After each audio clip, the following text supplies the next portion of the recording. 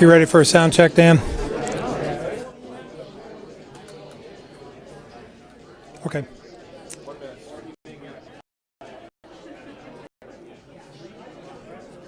Okay. He's all set. Hi, this is Howard Wooden. This is a sound check for Dan. If there's any problems, he's going to text us. So I believe we'll know here very shortly. Sound check, test 1, 2, 3.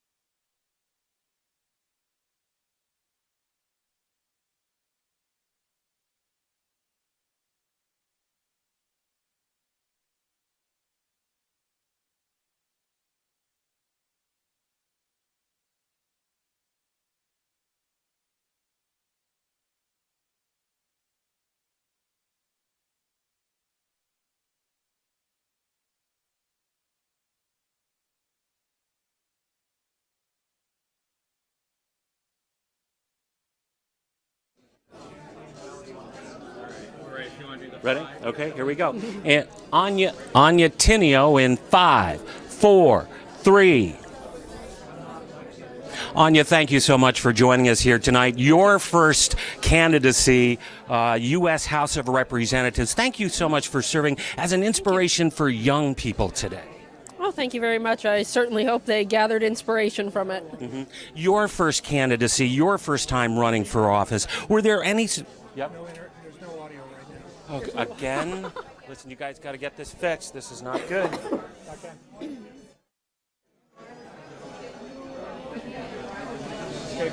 So keep it up all the time.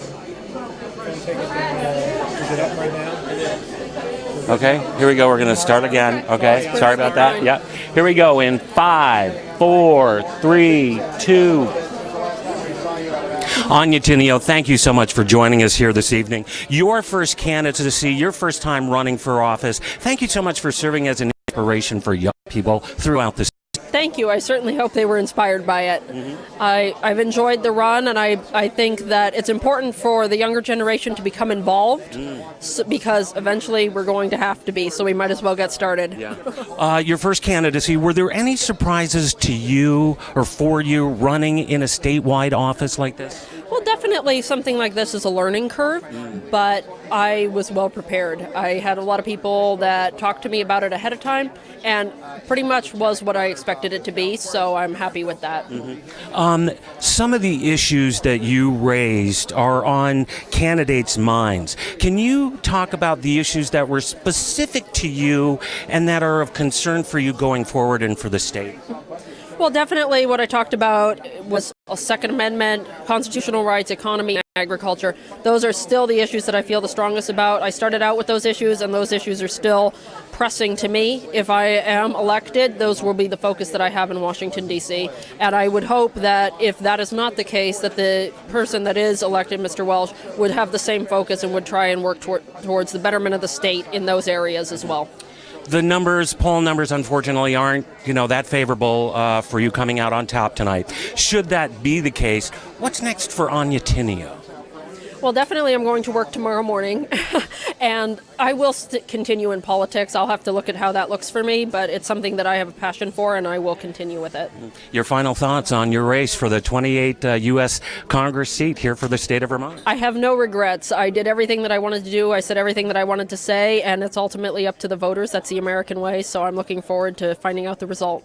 No regrets here in South Burlington from Anya Tinio, candidate for U.S. House of Representatives for the state of Vermont. For all of us here in South Burlington at the GOP headquarters, I'm Matt Kelly. Back to you in the studio. And we're good. Thank you so much. Have a wonderful day. Great. Thank Thank you. you. Congratulations.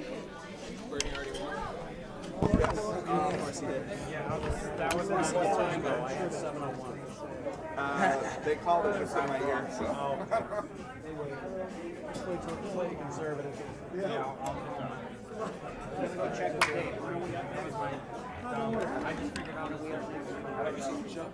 No, not recently. Because he probably went back to you and I had turned it on. Right over here, sir. Glasses off so they reflect in your thing Yeah. there. Now I'm going to invade your body space, so come close to me. All right. Come close. Yeah, just All like right, that. Great. A little too close. Yeah, and so we'll go like that, and Oh, we're on this one. Okay. it'll be on this Yeah, one tell right me which here. one we're on Yeah. there. So yeah, right. Don't look there. Yeah. Too much red, I can close it up. No, that's good. It adds some color. I'm in black and white, so it's great. Your first name again. Matt Kelly. Yep. Here we go. Brooke Page in 5, 4, 3. Brooke Page, I'm so excited to speak to you here today. We're not in a setting where I have to give equal time to another candidate, so I really want to have a little bit of a discussion with you that I wasn't able to have earlier.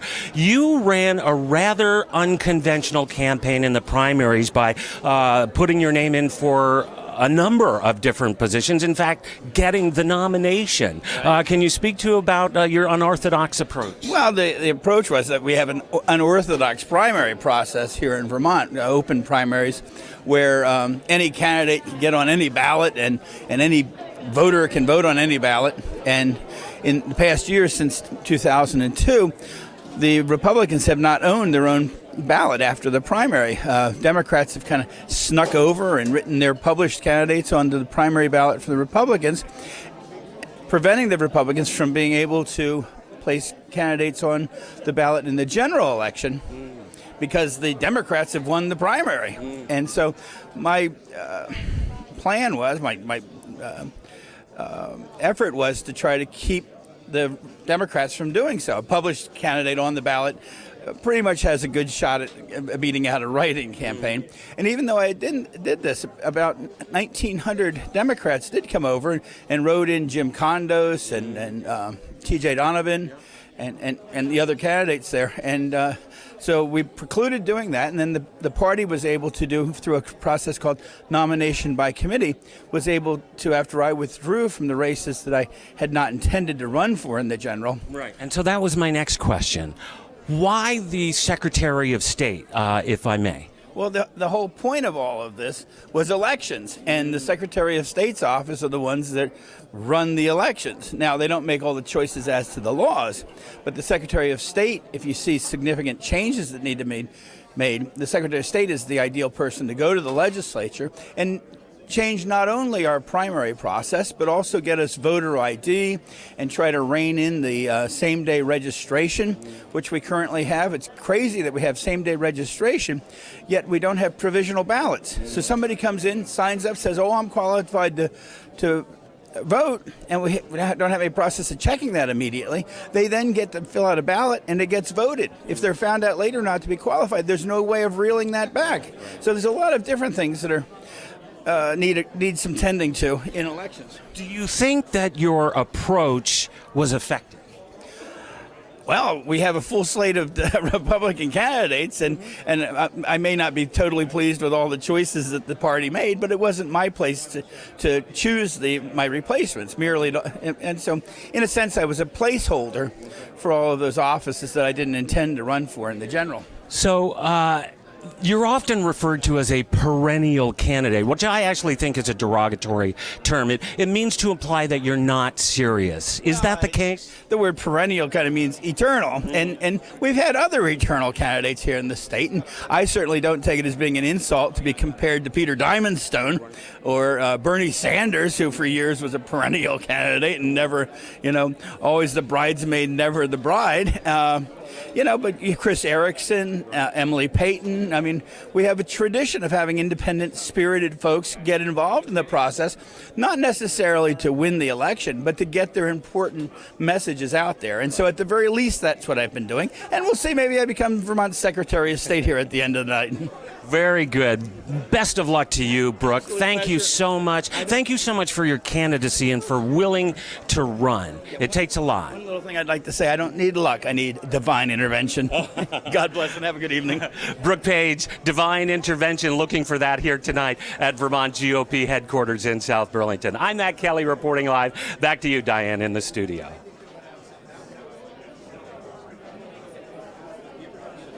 Great. No, that's great. You did it awesome. Thank you. I'm really proud of you. If I don't get it this time, I'll be back next time. And if I have to, I'll do the same thing. It's a shame.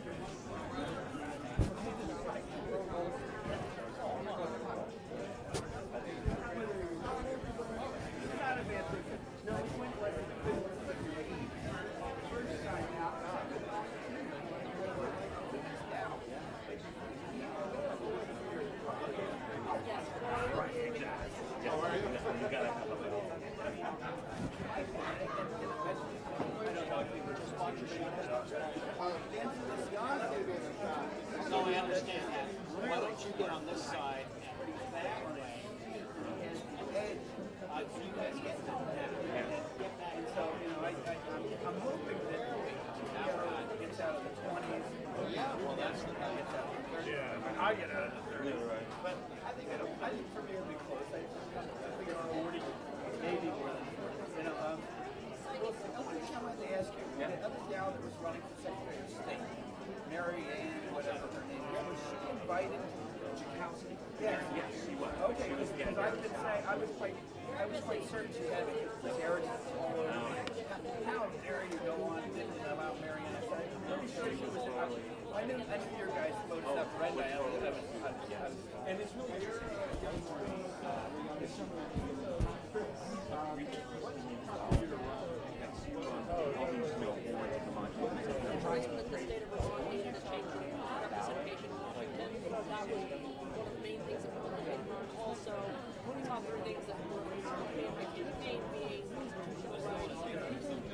especially if you don't have a cadre of minions following. I mean, when I went out, I'm getting thousands of signatures on my own, and actually I prefer to do it on my own because I learn a whole lot of things when I'm doing it.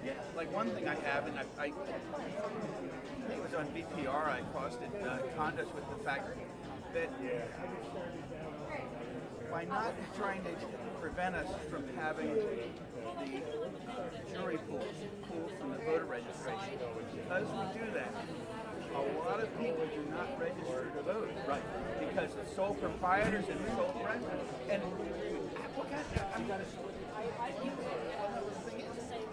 they have to have some place to get the voting. Voting is a right. Exactly. Yeah. Exactly. Driving is a privilege.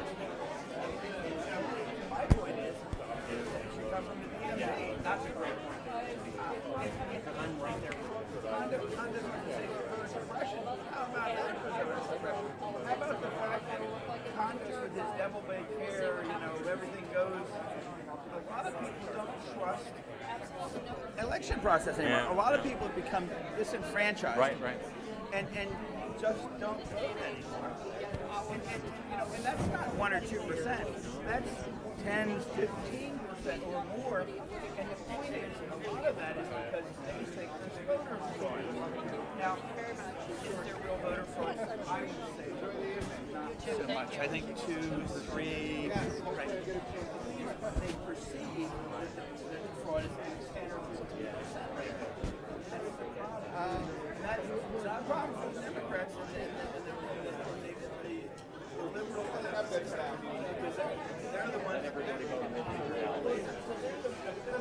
fomenting the Thank you so much. It's always good to work with you. Thank you for us. Hey, we got two good ones. That's great. Yeah.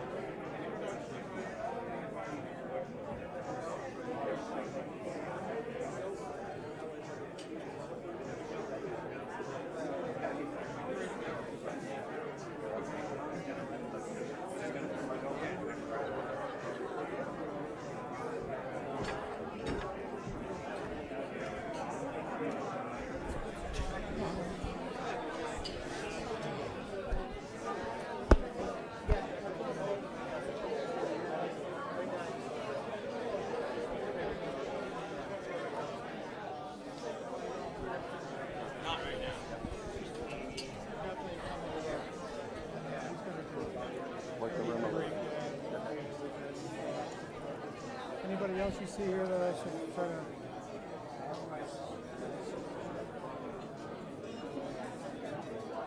What do you think the governor will?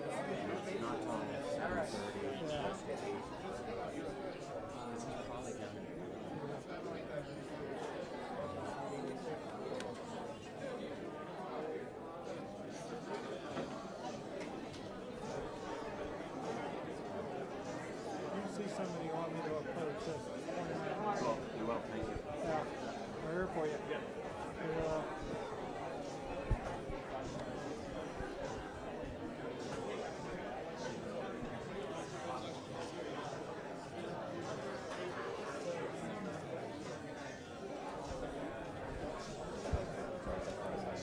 What's that?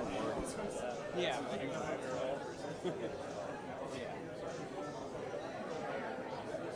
Yes.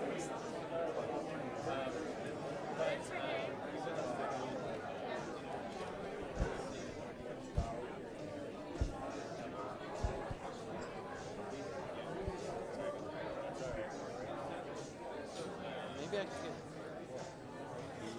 I don't want Dan to said take those my were camera great. off. Dan said those interviews were great. Oh, good.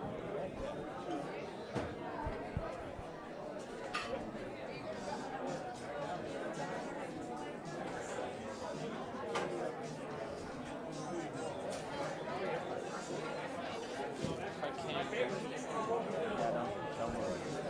Yeah, no, I'm not gonna move. Yeah, exactly. If I can get B-roll from my tripod, then I will.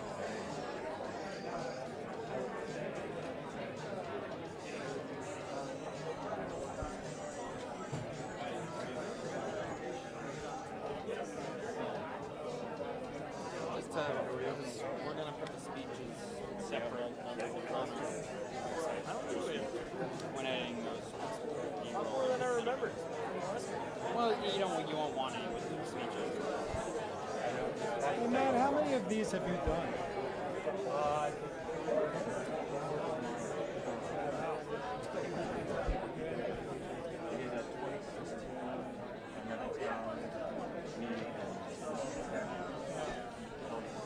You're good.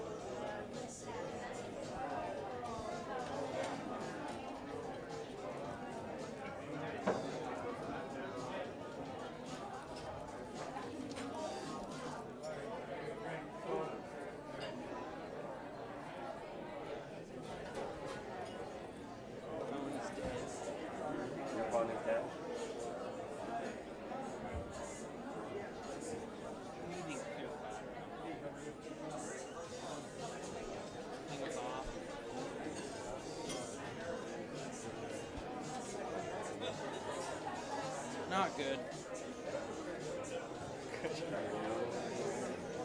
So stupid. I should have charger. I didn't bring mine. I usually have them in my car, but I'm in a different. My phone was going to be neat, you know. Unless you want to. Thank you.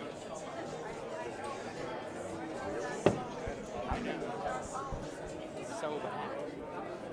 Well, the Wi-Fi's great, probably.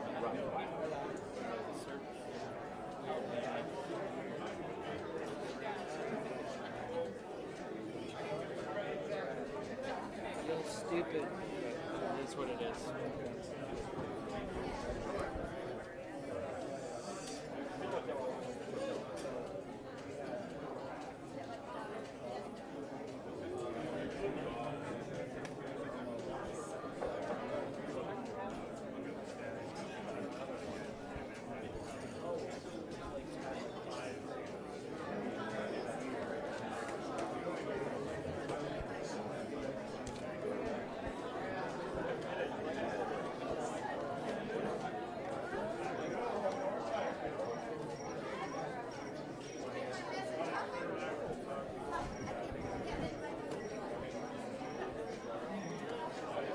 Sorry.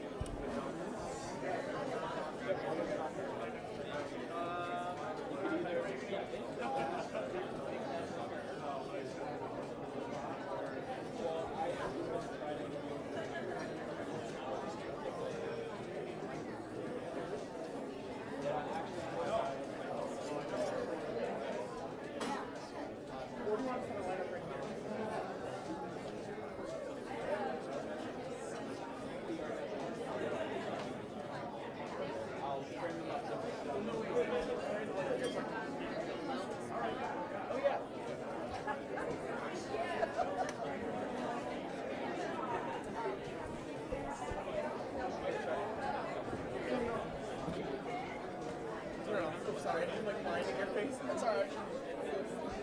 I'm sorry. Again? Yes.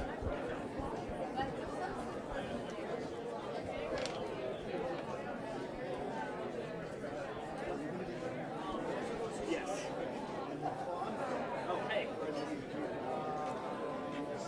Yes.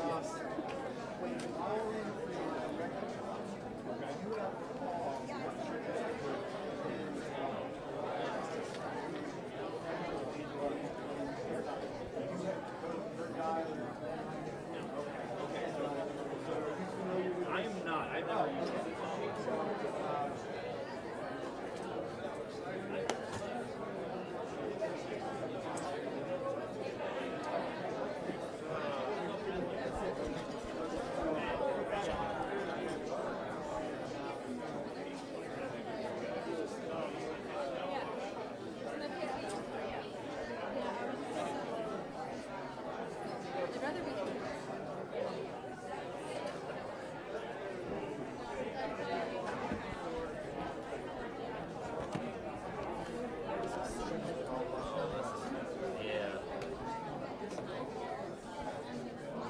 We're gonna go for a white balance.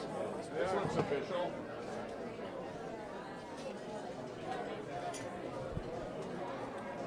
Trained professional. No, I am not. No, Mike's over at what's your ticker at? Okay. 48 by now? 5. Oh, okay. Corner, not really doing much anything, so yeah. I got you. Here, I'll try to look busy. No, I'm right. Let me burn your lens. Okay. You turn it on, you press the button, you dial, Okay. release the button, push the truck. Okay. So, let me.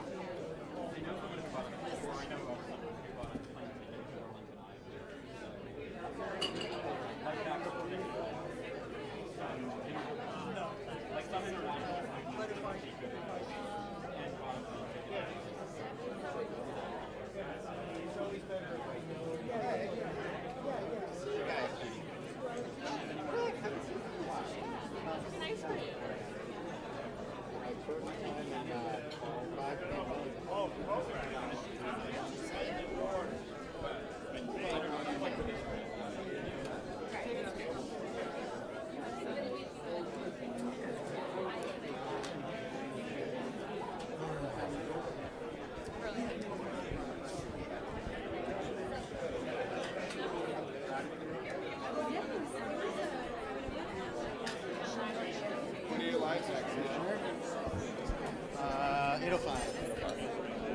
And then about every 20 minutes.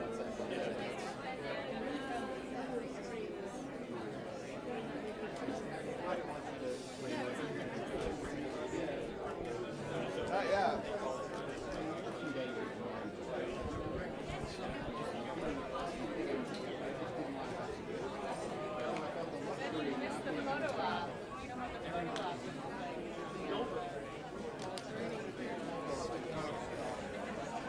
You have to split your time to keep your independent credentials.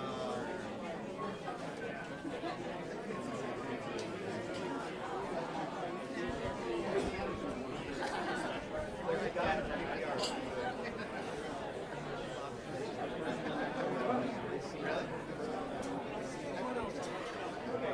Part of the team now.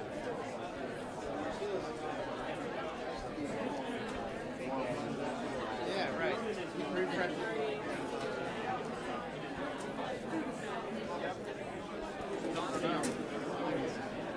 You get that catered?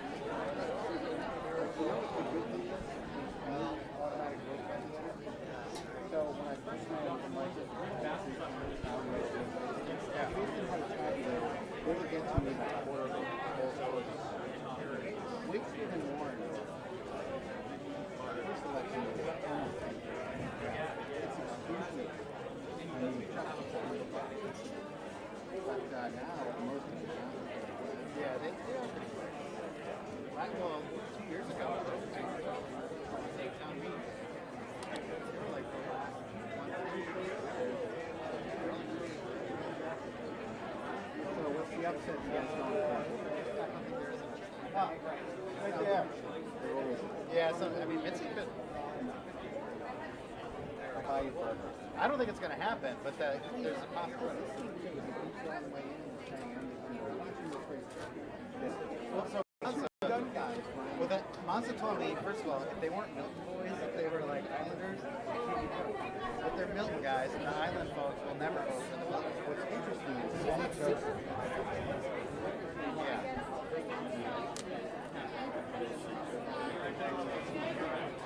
I don't think she loses, but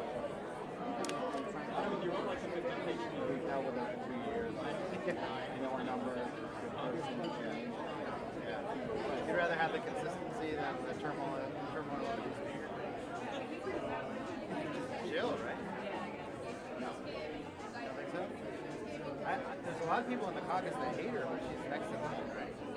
Sarah Jordan. It's true. You know, you have a lot of friends.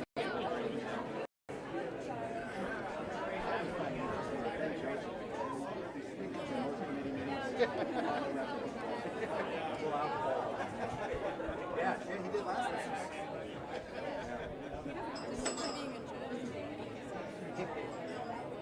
I don't know what that is. Well, he's more conservative.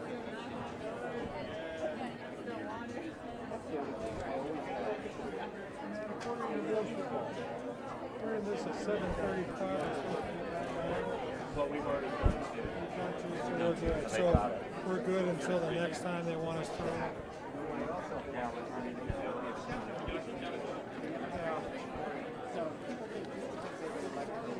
Right.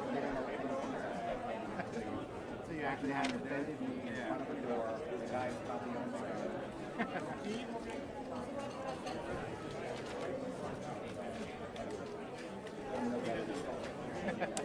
There always is someone who doesn't do I don't know if it's an upset, but I think one of the independents will pick up the seat that is the Senate. And Bray might be the short man out. I think he's more vulnerable than Hardy. Yeah. He waits for him. I'm driving. Is Bray Lawrence? Oh my god. Yeah. That's not right. Yeah, I don't know. I don't know if that's considered an upset, but well, if an incumbent loses, it would be. It's possible.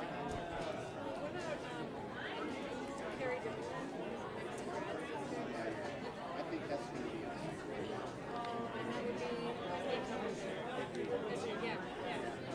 Well, he's never run. He was a next one. Okay. I think he's going to turn out to be.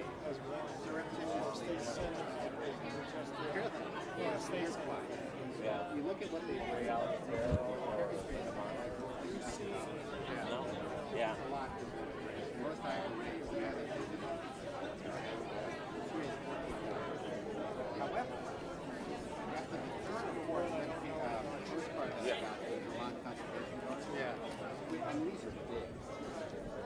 I'm interested to see who I do know.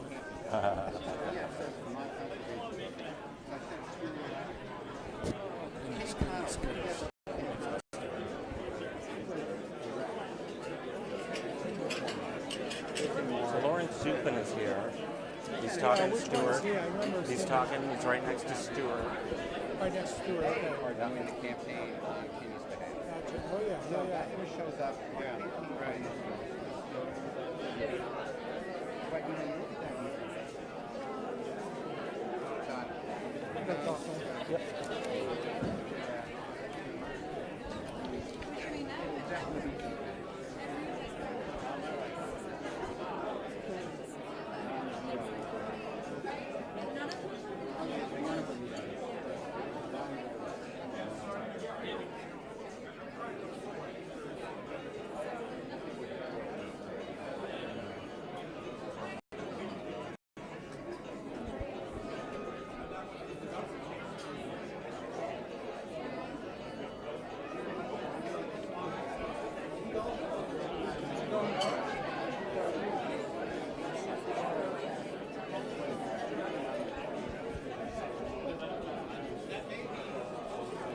It wasn't that far off from 7:15, bud.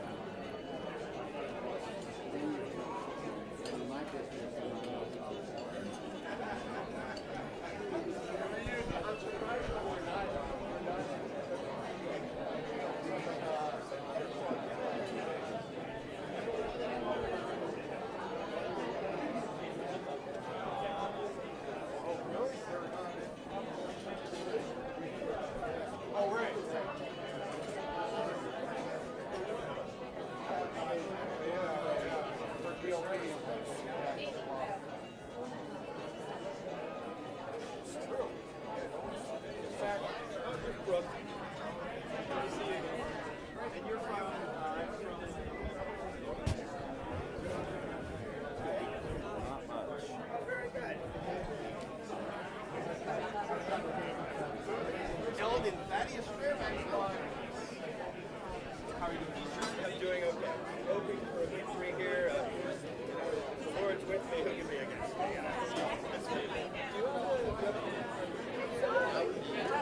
So, who are you with? That's fine. No, that's all good. I just have a prohibition on Channel 3, believe it or not. I don't know if you saw the snipe thing this Friday night. I didn't have to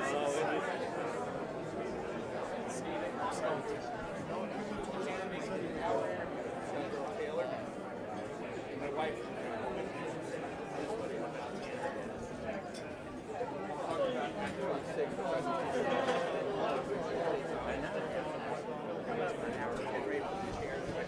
One more question. Christine Hopkins is here. I go, what are you talking about on Facebook? I said, the only thing I can think of on Facebook that I said, was I said, if she's decided to take on the position, wow. She got some defenses for election issue. Make herself look nice. I said, that's the only part they used. I had then said, oh, that's okay, because the rest of it was just as big. I said, it makes the sense for her to run around looking like a scrapwoman. Hey, it's the truth. Now, my wife and I are sitting there Friday night, and they teased it in. 9 to 10 on 10 to 11 on Blue Bloods. It was like two teases in each segment. My wife's going, I said, it can't be good. Anyway, so it was okay. The post that I was on, they put this other post up, which I had also done. And it was a picture in my house where I worked in mine. And it said, what the hell are you people doing? Hopefully, be here eventually. Yeah. Yeah, exactly. And it's a nice picture. It's a picture.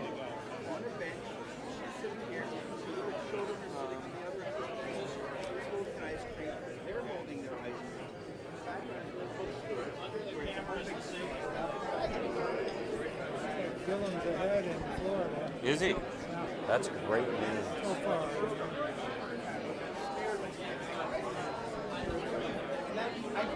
I can catch you later. That was like 2% in, so. Yeah.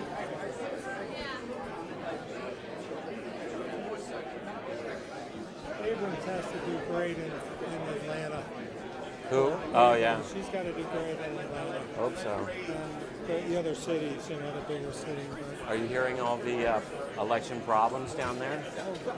apparently, Voting machines that are long lines. That's all planned. oh yeah, That's all planned. If I were the Supreme Court, I'd turn around and say, yeah, you're going to get a do-over.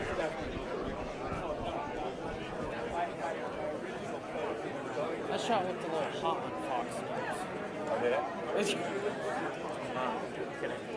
I don't know what I'm talking about. Up there.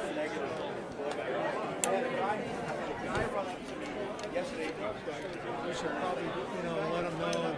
Maybe we want to get that entrance, just to show that he's coming in. He said they're shooting the scene of her Coming in. coming in. Yeah. You know what I mean, Aiden? If the governor comes in, we'll let Dan know. Maybe he just wants to, maybe we can just, show him coming in and the response. They may. Yeah. I'll try to get. Do they do a? If he does, there'll be a lot of. Anyway, so we're on Channel 7 here. Yes, we are. And Channel 7 is... News Channel 7 is the public access channel. Oh, okay, that's why I'm confused. I'm like... Yeah, we're good. Public access. And your first name is... My name is Kieran. What? Kieran. Kieran. Yes, very Irish.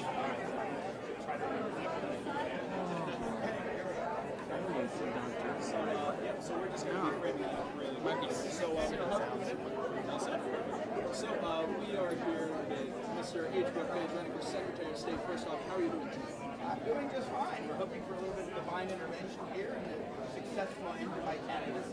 We'll see how it goes. Very nice. And how are you feeling about seeing about the election? A lot of people have interest in my subject as far as the election process. Secretary of State is She was downstairs doing something. She ended up coming up into the studio. I don't know. I wasn't here. Rachel House. archives. I'd like to think try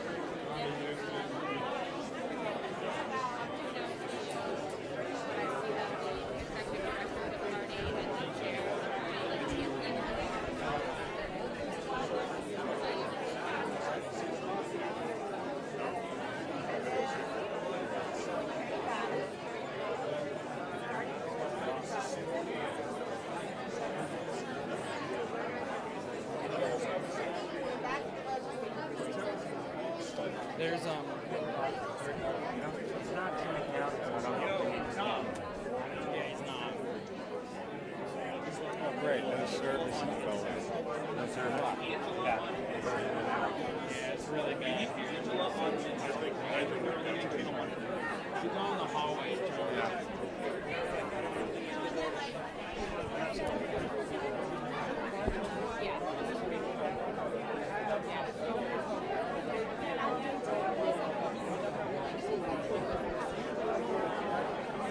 on and trying to like keep up with I know, and I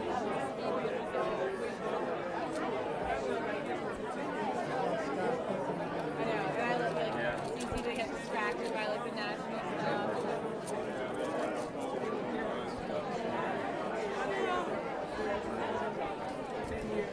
Another thing that she showed us.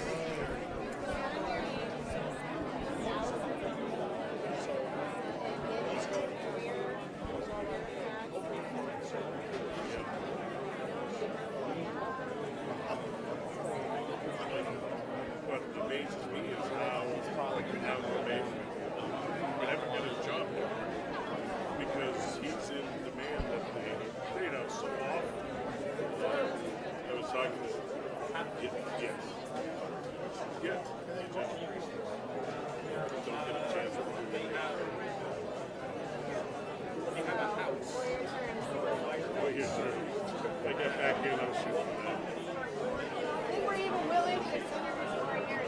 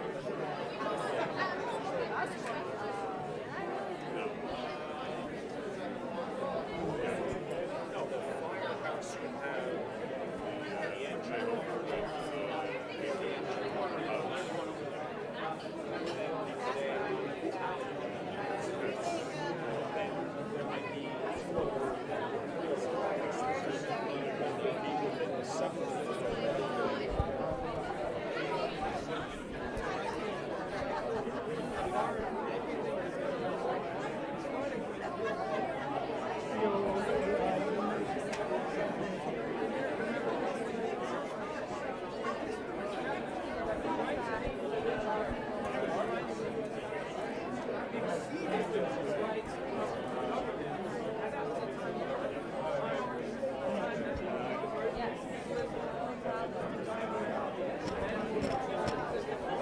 I don't know. I haven't been checking the.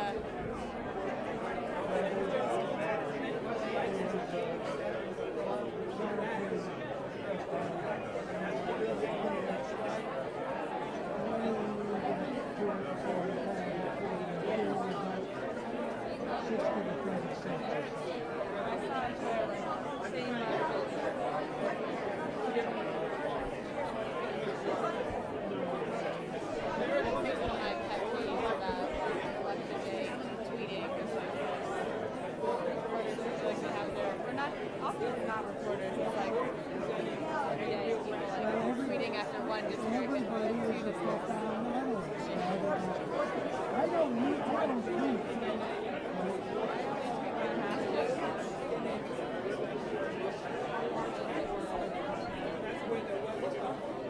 you guys have Mark Johnson here. Yeah, I'm going to go to the other one.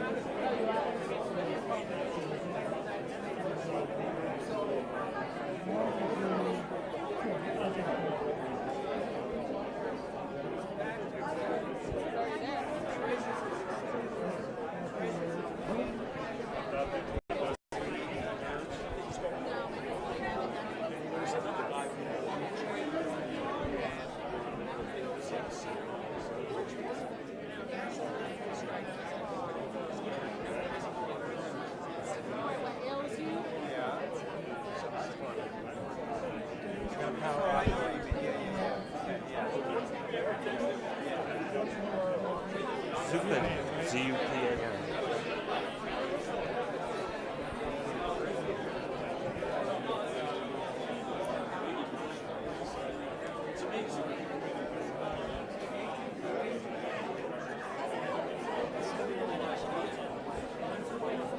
You want to turn on the light, or? Yeah, nice to see you.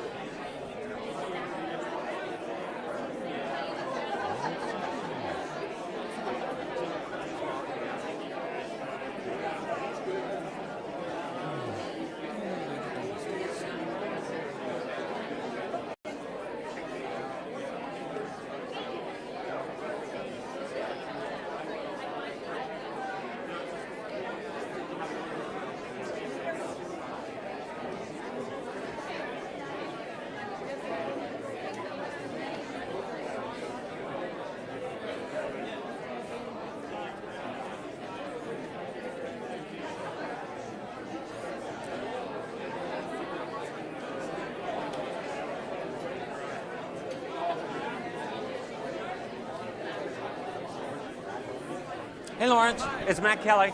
Nice to see How you are again. you again? The first forum Yes, back in August. yes, come. You did such a good job I'm so moderating excited that. for you. Thank you. So excited to talk to you. You Come. were very encouraging to me. I'm so excited that you're here and that you did this. Really. Thank you. I'm so excited. So come. All right, I'm going to invade your body space, so I apologize That's about no that. problem. Come just a little bit closer to this side. Is that good? We good?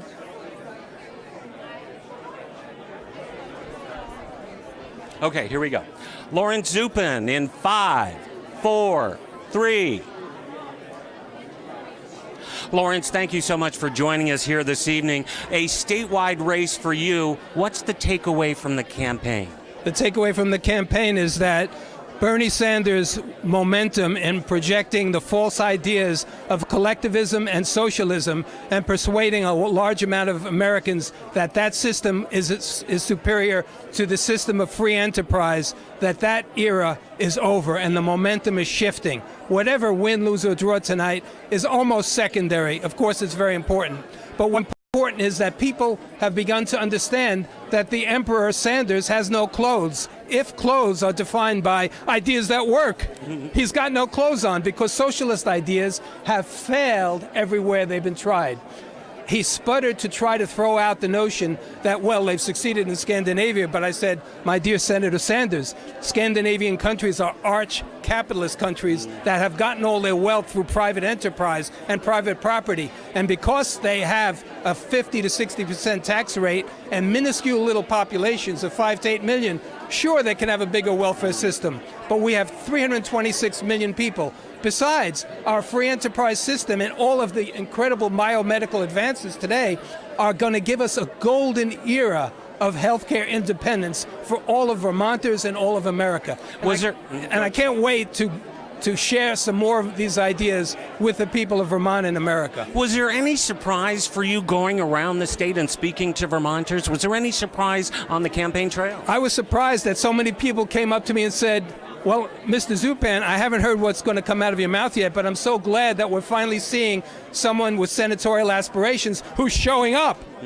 I mean, that was amazing because it was so consistent in every corner of the state, because everybody knows at this point that Senator Sanders missed 38 out of 39 votes in the first quarter of 16 and missed 115 out of 163 the rest of the year. If you did that with your TV show, you'd get a pink slip real fast. As we move forward here, I want to ask particularly about ideas and excuse me, I lost my train of thought here for a second.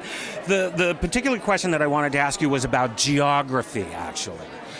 Your hometown is Manchester, Vermont. Yeah. That's a little bit of ways from the population centers of the state. Do you think that presented its unique set of challenges, or Sure. can you speak to about that? Sure, because even several weeks into the campaign, the people in the northern part of the state hadn't heard my name. And unlike Senator Sanders, I didn't have an $8 million war chest to broadcast my name out, but more and more people started giving me money, so I was able to get somewhat of a TV presence, and I spent every day traversing the whole state and speaking to groups as small as 2 and as high as 200. Anybody who wanted to hear my message, I'd speak to them. So yes, geographically, I had a challenge. So apologize, the governor looks like he's about to come in, and or there's an announcement. We'll wrap it up here. It's Lawrence Zupin live at GOP headquarters in South Burlington. I'm Matt Kelly. Back to you, Diane. My name's Jay, and I'm a Republican. Thank you so much. Pleasure to see you. Got it. Good luck. Yes. We've got a big night, big crowd. We're going to have some real ups and downs tonight.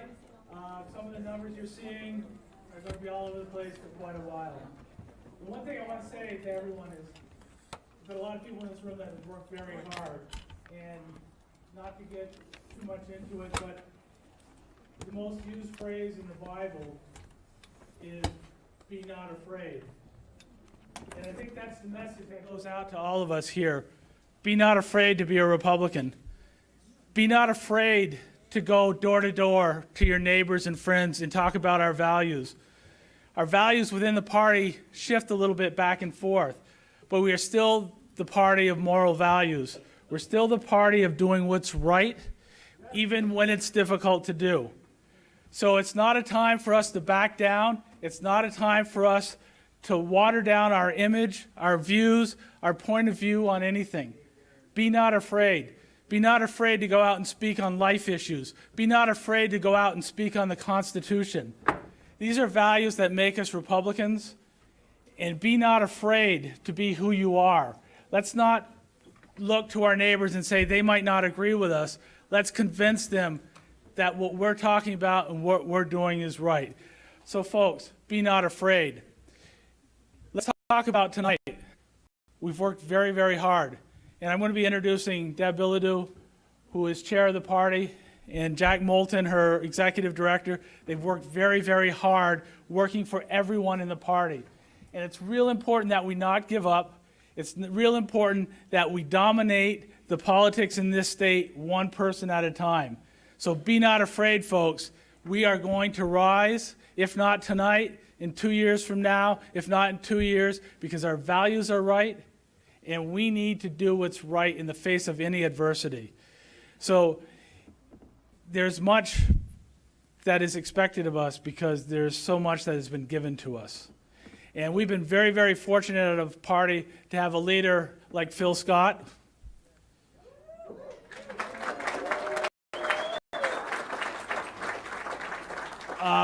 Republican leader in the House, Don Turner, and hopefully our Lieutenant Governor.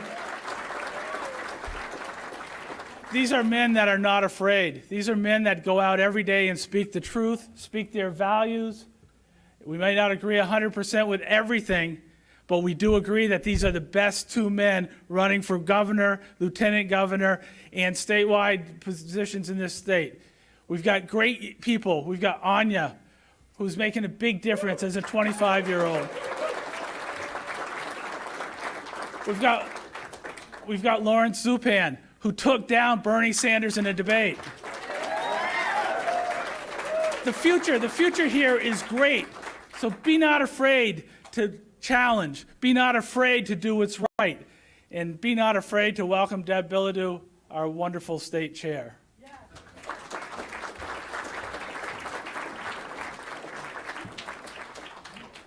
Oh, and sometimes be not afraid.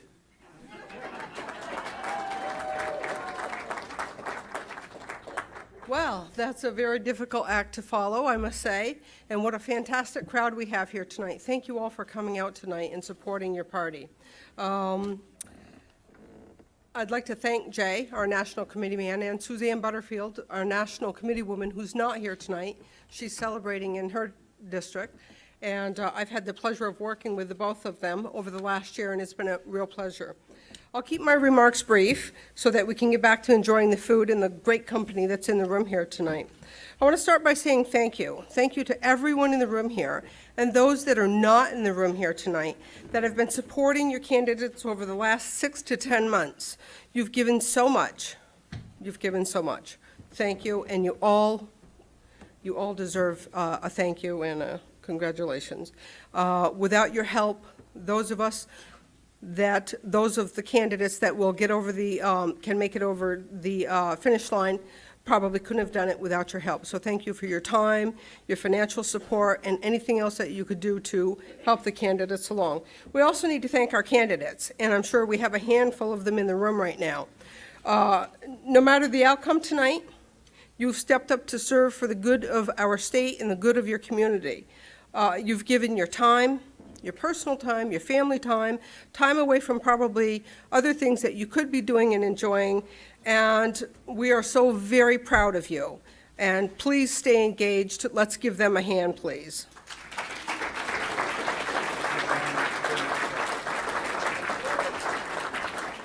Thank you. So tonight, enjoy, celebrate, get to know your fellow Vermont Republicans that are in the room here. I like to think I know everyone by name, but that's not the case tonight. Throughout the night, as the results come in, we will have special guests up here speaking. And of course, the highlight will be Governor Scott and hopefully Lieutenant Governor Don Turner. Thank you, Patty. Thank you, Patty. I can always count on you. I wish all of our candidates the best of luck tonight, and enjoy the party, and we'll be back at you. Thank you.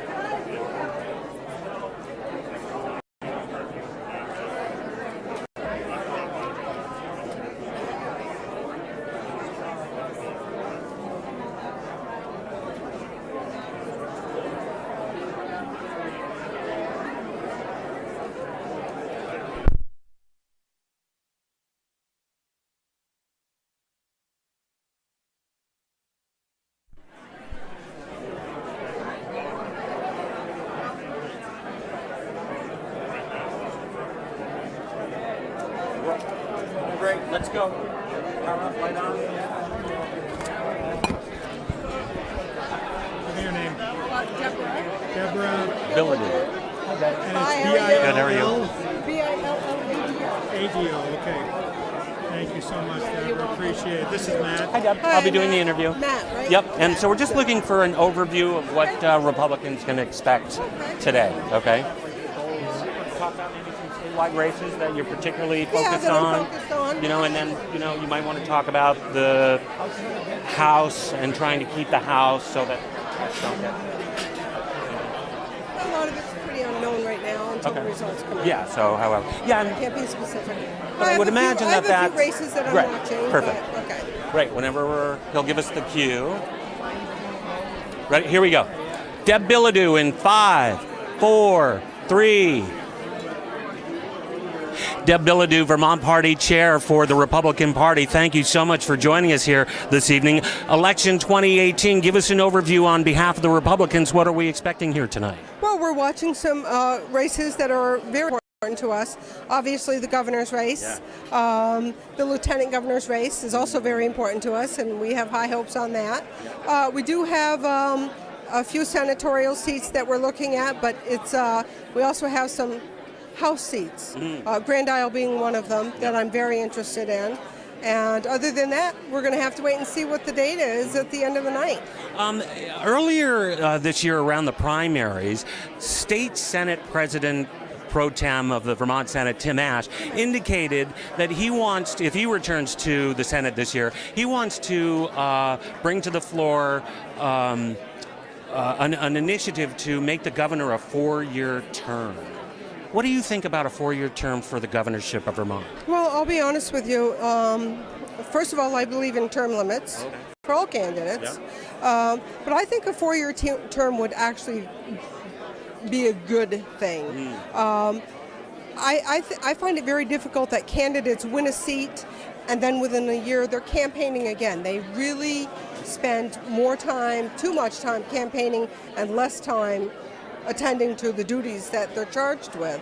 So I like the idea of a 4-year governor. Do you think that that also should kind of apply for less political positions statewide, maybe, you know, like the treasurer or the auditor of accounts or things like that, or is it just a governor, you think? I think for the time being, I would support the governor having a 4-year term, and I say that for either party. I'm not just saying it for the Republican Party. I say that for either party. I'd like to see them have their seat a little bit longer than 2 years before they're out there doing this again. Yeah.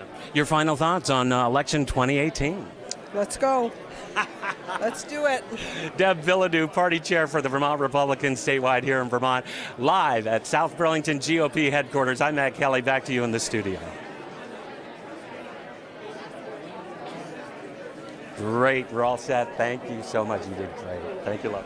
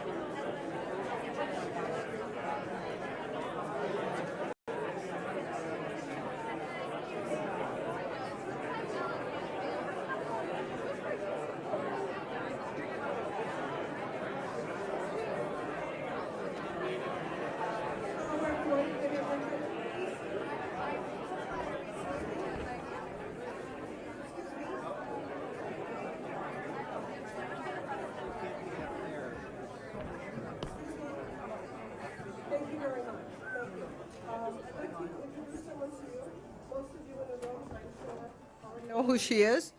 She ran against Peter Welch for Congress.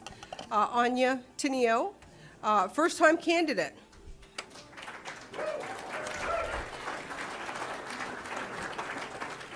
First-time candidate.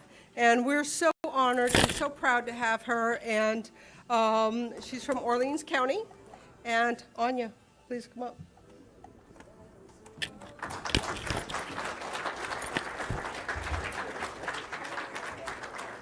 Thank you. I appreciate it.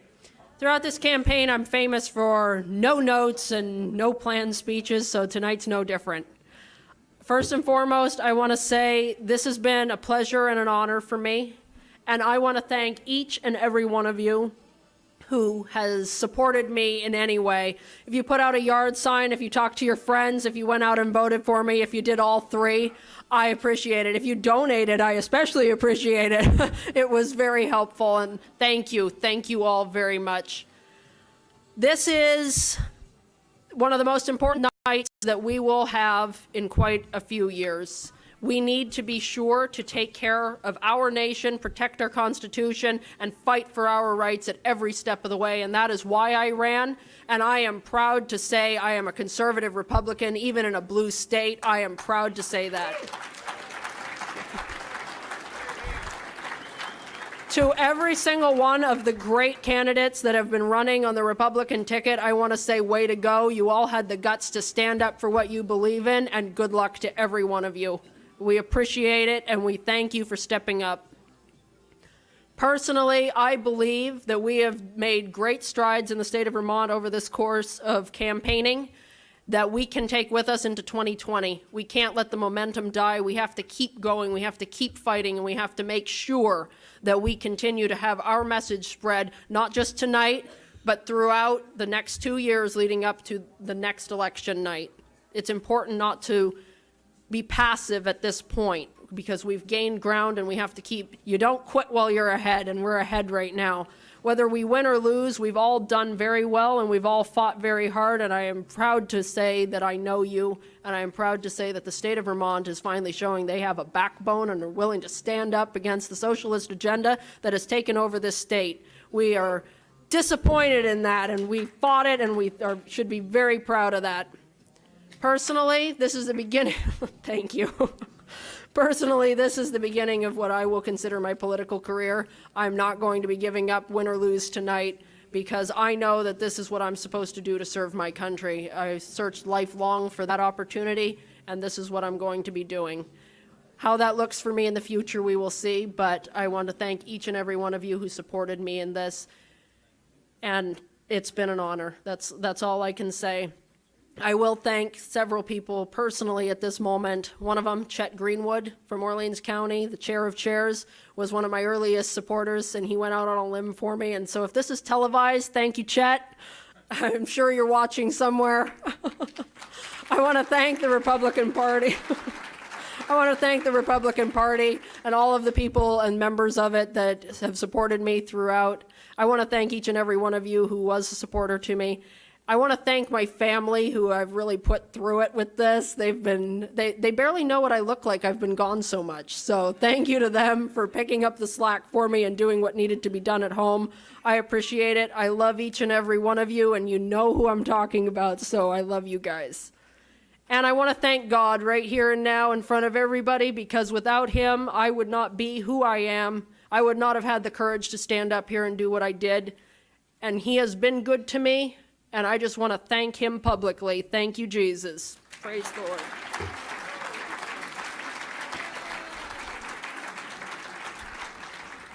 Thank you.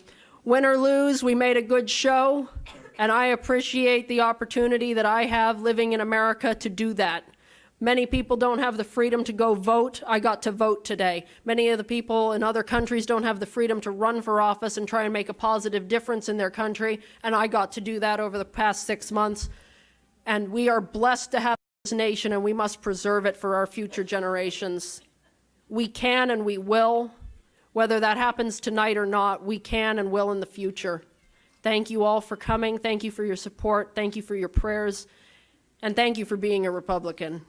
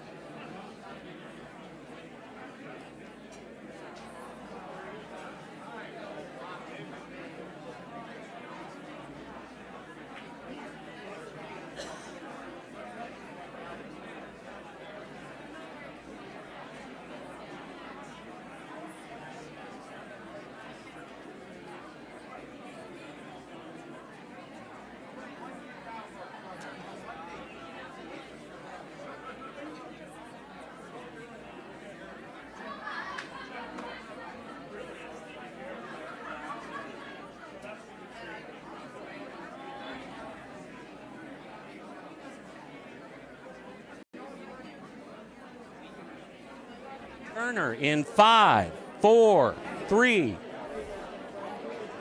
Don Turner, thank you so much for joining us here today. Your first statewide race. What's the takeaway for you from this effort? It's been a great experience for me, honestly. I've met a lot of great people around Vermont. Our team has performed very well. You know, we've worked in the last 4.5 months. We've started with nothing, and we've got an incredible team. We raised a lot of money that Vermonters were willing to invest in this race. I think we've done a lot of good things. It's going to be a very close race, which we've been predicting for quite a while. I just don't know. You know, it's just gut-wrenching right now to not know where it's going to turn out. But it's been positive. We won towns that we thought we would win, and we knew we had it to win. So that's been positive so far.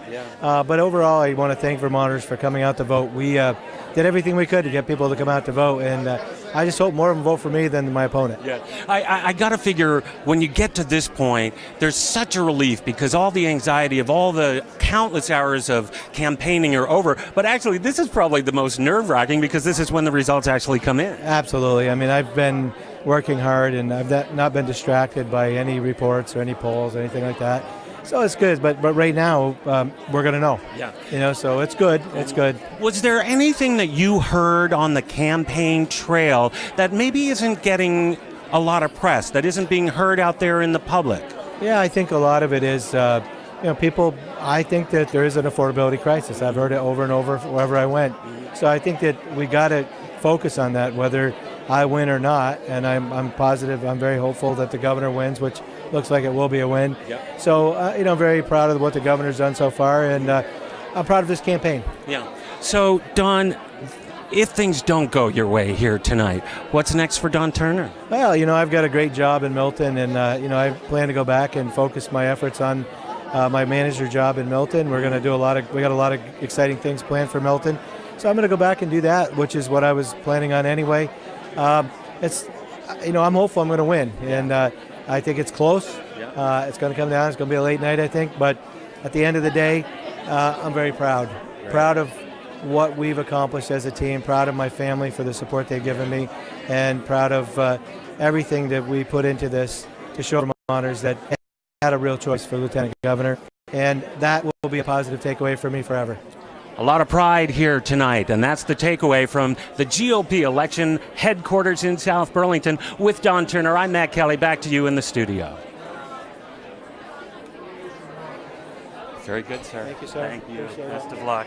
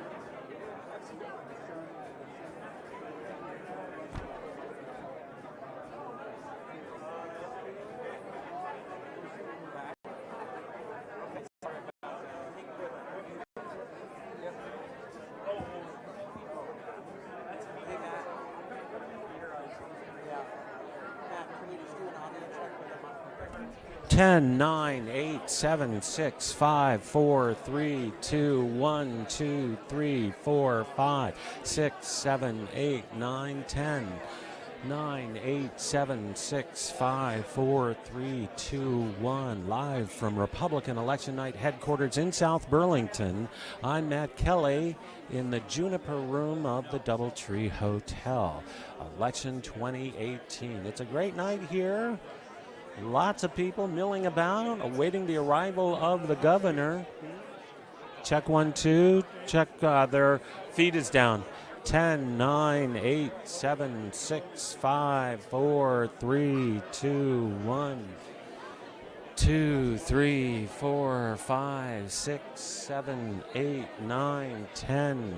Test, test, test. What happened is the HDMI cord kind of like got a little loose, and just from going up and the stream still existed. It's getting no video. Yeah. Vote chat. Sorry? I did. I voted a couple days ago. So I did not want to have to deal with the lines tonight.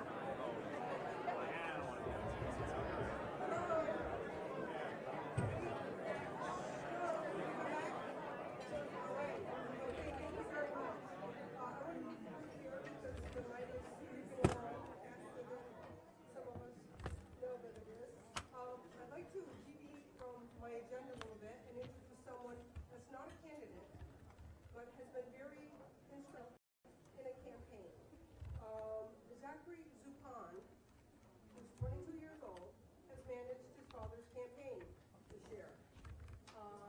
I think that's quite admirable for a 22-year-old, and obviously we are looking for people like him within our party, youth. And so, Zachary, would you come up here, please?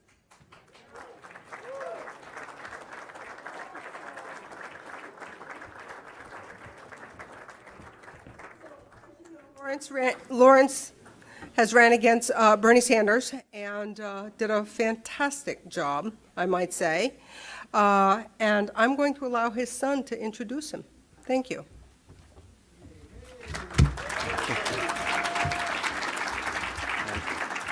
Thank you.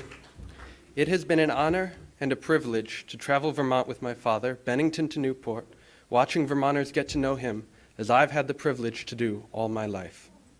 I've watched my father in times of ease, in times of hardship, and through both, his sterling character has shone through.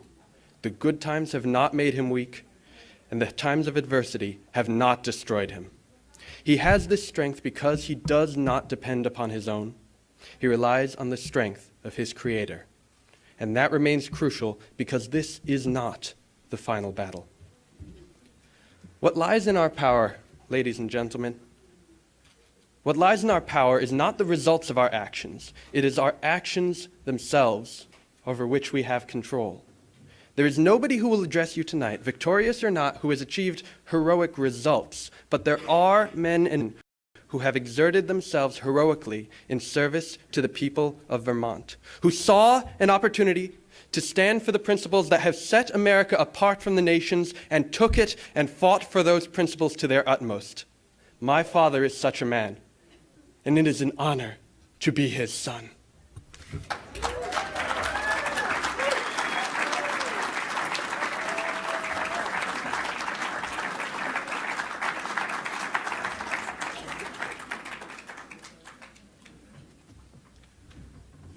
How does a man become worthy of such an introduction? I don't know that I am, but thank you, Zachary. Thank you very much. A few minutes ago, I spoke with Senator Sanders, and I thanked him for the campaign, and I acknowledged that the numbers seemed to be in his favor, and I wished him a long, peaceful, happy, and healthy life, and he thanked me for a campaign well run. But first and foremost, to pick up on what my son Zachary said, tonight I thank my God and my Heavenly Father for bringing me to this time and place. In my face-to-face debate last week with Bernie Sanders, moderator Jane Lindholm asked me, Mr. Zupan, what do you see as the biggest challenge facing America today? I was almost astounded at the question. Did you ever play softball and one is lobbed right down the middle, and it's slow and easy and the ball looks 10 times the size, and you know when you bring the bat around you're going to hit it out of the park? It's just because it was the exact question I needed to say what needed to be said. I said the answer is simply this.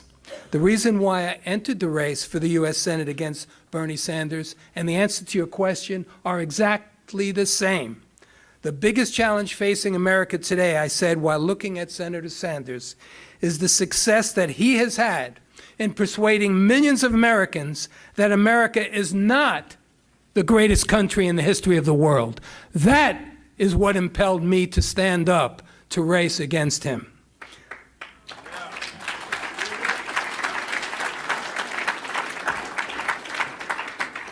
My friends, I've taken as my personal mission in running against Bernie Sanders, win, lose, or draw, to reinvigorate, restate, reaffirm what most of us from my generation have always known.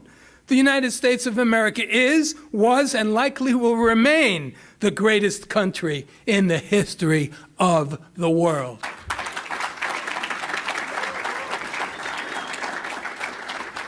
And by inference, by standing on our principles and revving the same engines of success which have brought us this far, I've got good news for you. Our greatest days are still ahead.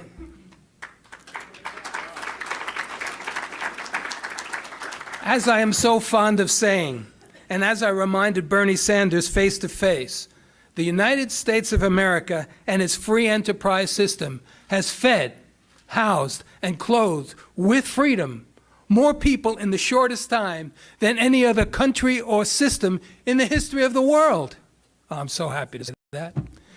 And conversely, Senator Sanders' stale and tired system of socialism has caused more want, lack, suffering, despair, stifling of the human spirit, and death in the shortest amount of time than any other misbegotten system in the history of the world.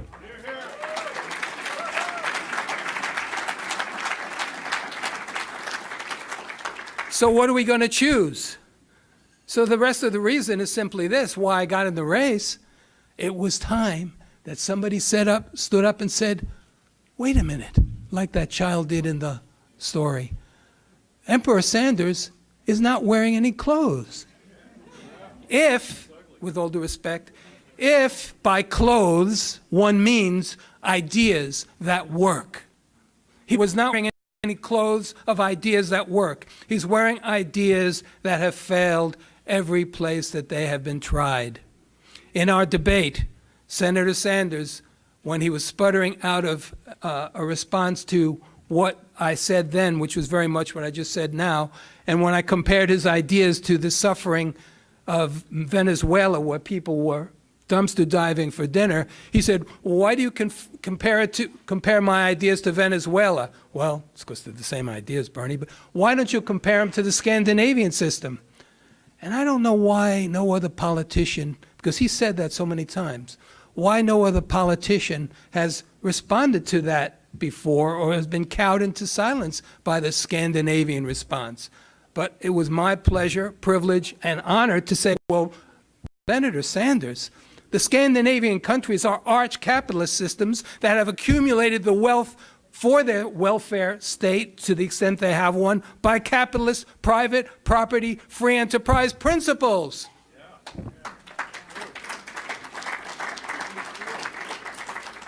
The same ones which for their tiny little 5 million person countries have made our 326 million person country the greatest and most successful living enterprise on planet Earth. So, tonight, my friends, though I don't have the honor of standing before you as your senator-elect, my head is unbowed, knowing that I have performed my mission to declare that which has always been so obvious to me, even while it was being denigrated by Bernie Sanders. You know, I also asked Bernie Sanders, you might enjoy hearing this again if you didn't hear the debate. I asked him in our debate what advice he would have, now that he is a millionaire selling his books on Amazon, what advice he would have to young folks who would also like to be millionaires like him. I think the irony might have been lost on him as he proceeded to give, on TV, millionaire advice. I listened. After all, this is the man who has made a career by railing against the millionaires and the billionaires of American society.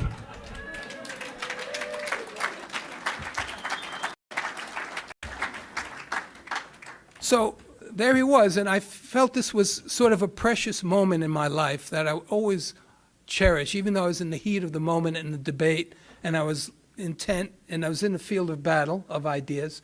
I said, oh, yeah, I can't wait to have grandchildren to tell this one. Because what came next, he said, he took the opportunity, in answer to my question about how to be a millionaire, to talk about his book, Our Revolution. Now, who would have known that Bernie Sanders could have a career in capitalist marketing and hawking his book on, you can't make this stuff up, on VPR no less, you know, that bastion of free enterprise. On VPR, he's talking about how to, he's hawking his book, he's selling his book. I said, wow, he's, you know, he's being a free marketeer for this moment. You can't write a script like that one. Anyway, here is the message I gave him that day, which I would like to share with you all again now, when he was talking about his book, Our Revolution. I asked all of those who had bought his book, while they were in the middle of reading things, to go back and read something else. The founding principles of our two documents, the Declaration of Independence and the United States Constitution, which were birthed out of the first revolution, you know, the American one.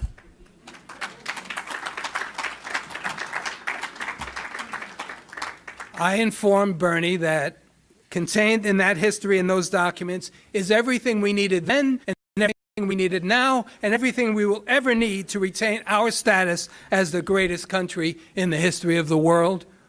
Sorry if I keep repeating that phrase. I kind of like it. Why? Because, thank you, these documents enshrine, now this is the key point, that doesn't get taught that much anymore since 1965, it seems. Here's the key point. These documents enshrine the right of the individual above the government. Revolutionary, never before in history, in the age of monarchy, in the age of feudalism, in the age of serfdom, in the age of slavery. Now, all of a sudden, the rights of individuals above their government, they could be protected from their government. This is the heart of the revolution. And this is the heart and the very germ and the essence of what has given rise to the greatness of our country. The freedom we have because we don't have to live under the thumb of an uncontrolled government. And the reason we don't is because of the brilliance of the founders who codified it in the United States Constitution. Any teachers here who teach civics, have you taught that to your students lately? So I further stated that Senator Sanders' appropriation of the word revolution was actually a regression to a primitive form of feudal government which steals liberty and stifles life and livelihood. I believe that my campaign was a first major pushback against the extreme socialist trend and says to Vermont that the socialist Emperor Sanders indeed has no clothes if clothes are defined as ideas that work. My experience in running for office is also a great reaffirmation that win or lose, one must stand firm on one's principles.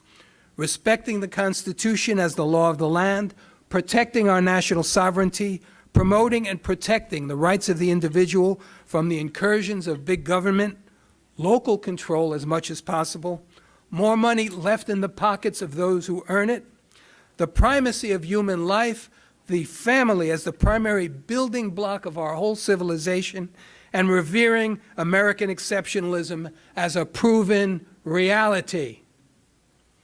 If we were to capitulate to the forces of moral relativism, where there's no such thing as right or wrong, and no standard for right or wrong, or allow the boundaries of right or wrong to be blurred, how are we then different from those whom we oppose? And why would we deserve the support of our fellow Republicans or anyone else? Had I been elected, I thought you might like to know what I would be doing tomorrow morning. I'm going to tell you. I would be laying the groundwork for our initiatives for the people of Vermont. Wide pipe broadband internet for the whole state, healthcare breakthroughs, digital economy pathways for Vermont, including for education, education funding ideas which would actually, listen to this and make sure you're not hallucinating, education funding ideas which would lower taxes. If you're curious, send me an email. Meeting with the many great companies who would have wanted to move or expand their business here, coordinating with the governor's office to see how we can work together for the people of Vermont. But instead, I will reflect upon how I can use the experience and the knowledge I've gained to be of further service to the people of Vermont. I still believe that with inspired leadership, a golden era of renaissance will come to Vermont. We will need to make a long-term investment in developing center-right candidates, cultivating competent campaign management, developing a bench of candidates to move our ideas forward. My friends, my heart is filled with gratitude, excitement, and exuberance. Gratitude for the high honor I've had of being the Republican standard bearer for the Vermont Republican Party for the U.S. Senate. Thank you for this opportunity. Excitement because by study and dialogue with so many Vermonters, I have new ideas about how our state and country can move forward. Exuberance because I've made so many new friends who have placed their trust and confidence in me with their vote and their support. Allow me to thank some of the many people who have given this effort so much. My beloved wife, Sherry.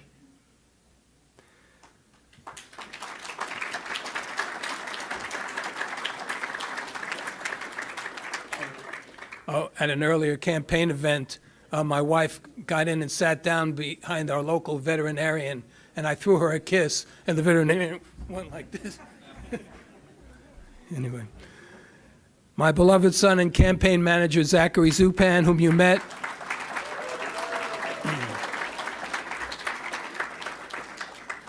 My beloved children, Zoe Zupan and Zane Zupan.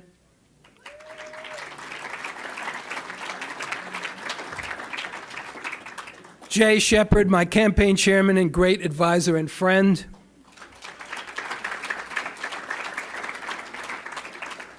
Deb Bilodeau, the VT GOP chair and wonderful friend.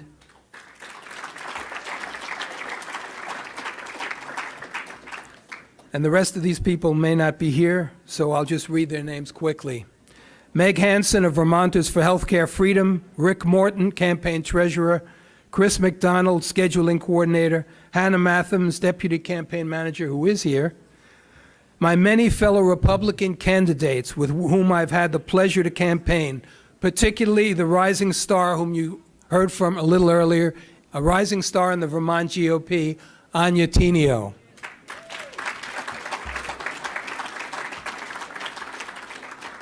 Then there was Terry Burke, Tony and Carol DuPont, Mike Donahue, John Cristiano, Suzanne Butterfield, Chet Greenwood, Charlie Pizzo, Bob and Carol Frenier, Maurice Dunbar, Jerry Lamb, Leonard Gleish, the whole Meyer family of Manchester, Ben Kinsley of Imperium, and the thousands of, and I do mean thousands, the thousands of donors, supporters, and friends, and all the many people who have stood in prayer for me. To all I say with an overflowing heart, along with the thank you to my God and Heavenly Father, thank you. My heart is overflowing. God bless Vermont, and God bless America. Thank you.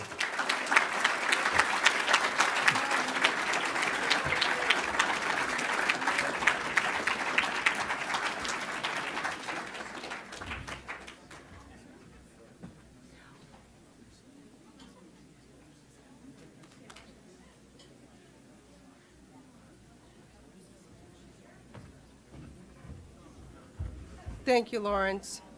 The next person that we'd like at the podium is, everyone knows his name, Brooke Page. Brooke is running against the Secretary of State's office. Brooke is from Washington. And Good Washington. the good Washington. Thank you, Brooke.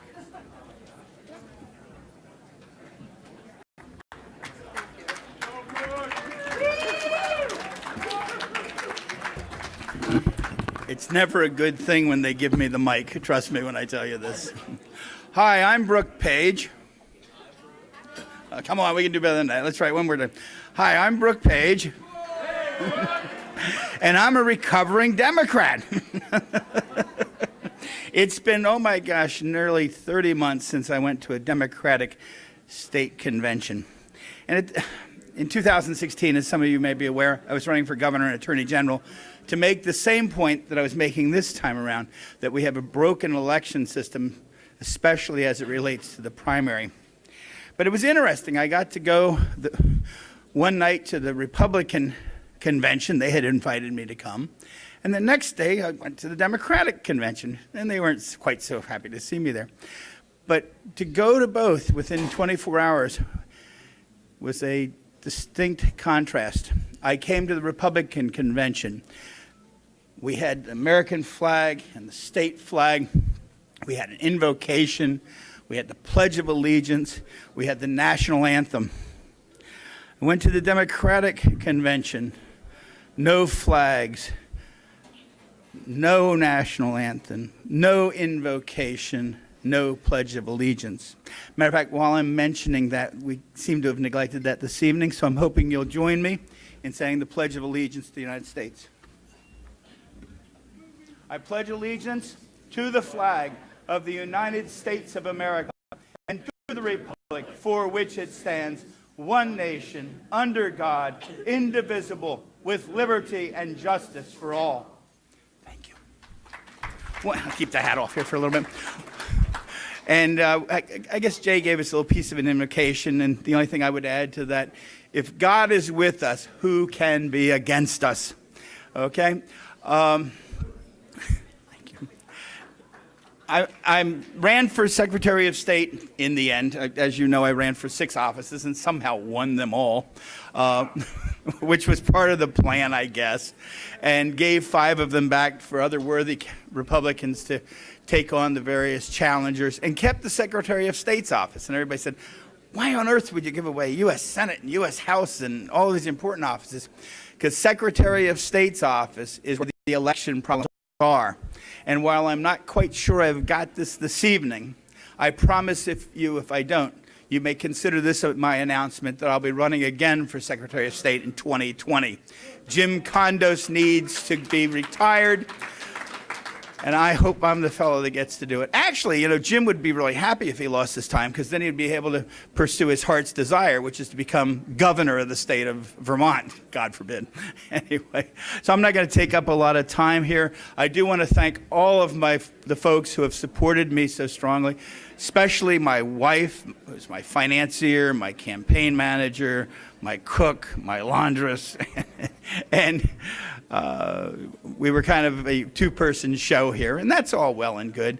I'm kind of a self-financing person. I have a real hard going out and asking other people for money, so I don't do that. And so we did pretty good tonight, I think. We'll do better next time if we don't win it this time. And I thank the GOP for giving me the opportunity to run, to be able to run for a full slate. Hopefully we'll have a full slate of candidates without my having to kind of massage things along next time. But anyway, thank you ever so much, and God bless the great state of Vermont, and God bless America. Thank you.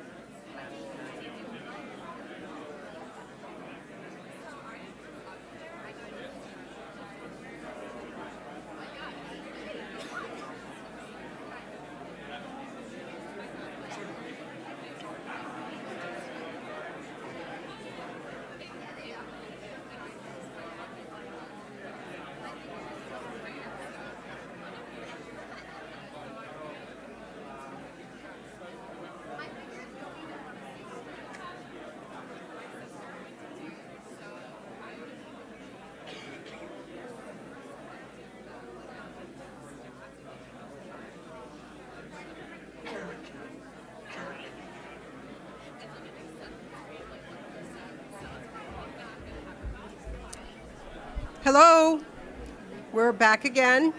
I'd like to take a moment and introduce our current sitting senator and soon-to-be re-elected senator from Franklin County, our friend, everyone knows him, Randy Brock.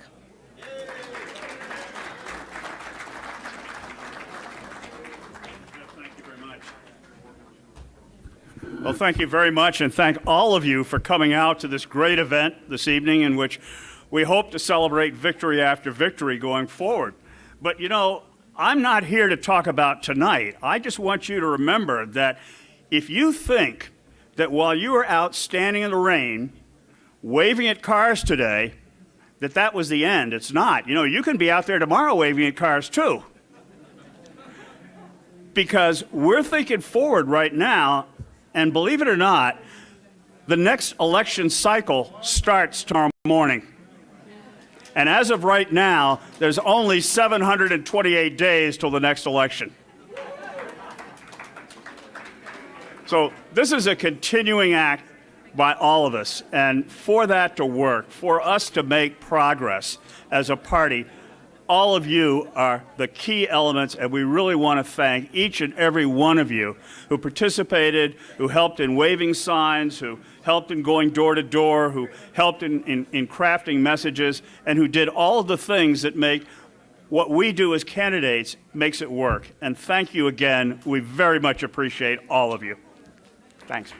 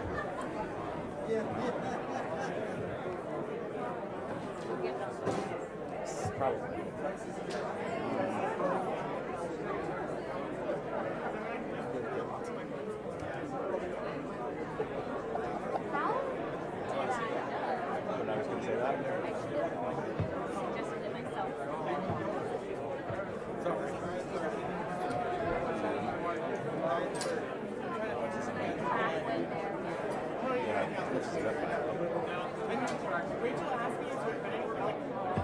Yeah, it's pretty safe. It's almost 20%.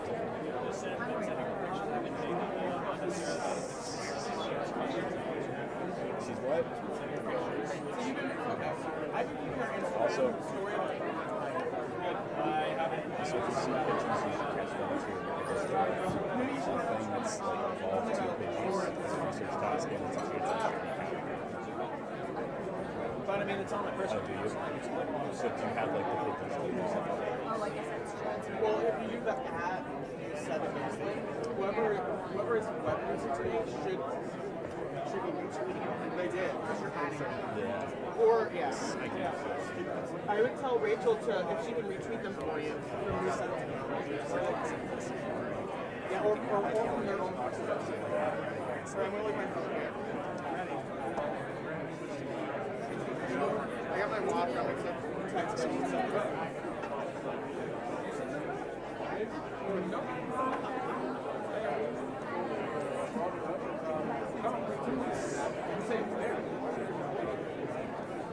I have a question.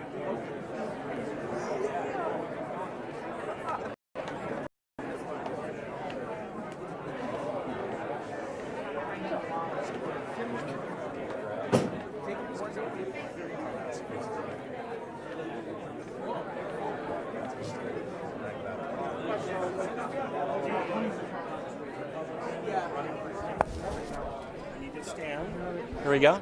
Paul, why don't you come on in right over here with me? I'm going to invade your body space. I'm going to pull you real close here. Okay. So you are running for state senate, what district? For Chittenden County. Chittenden County.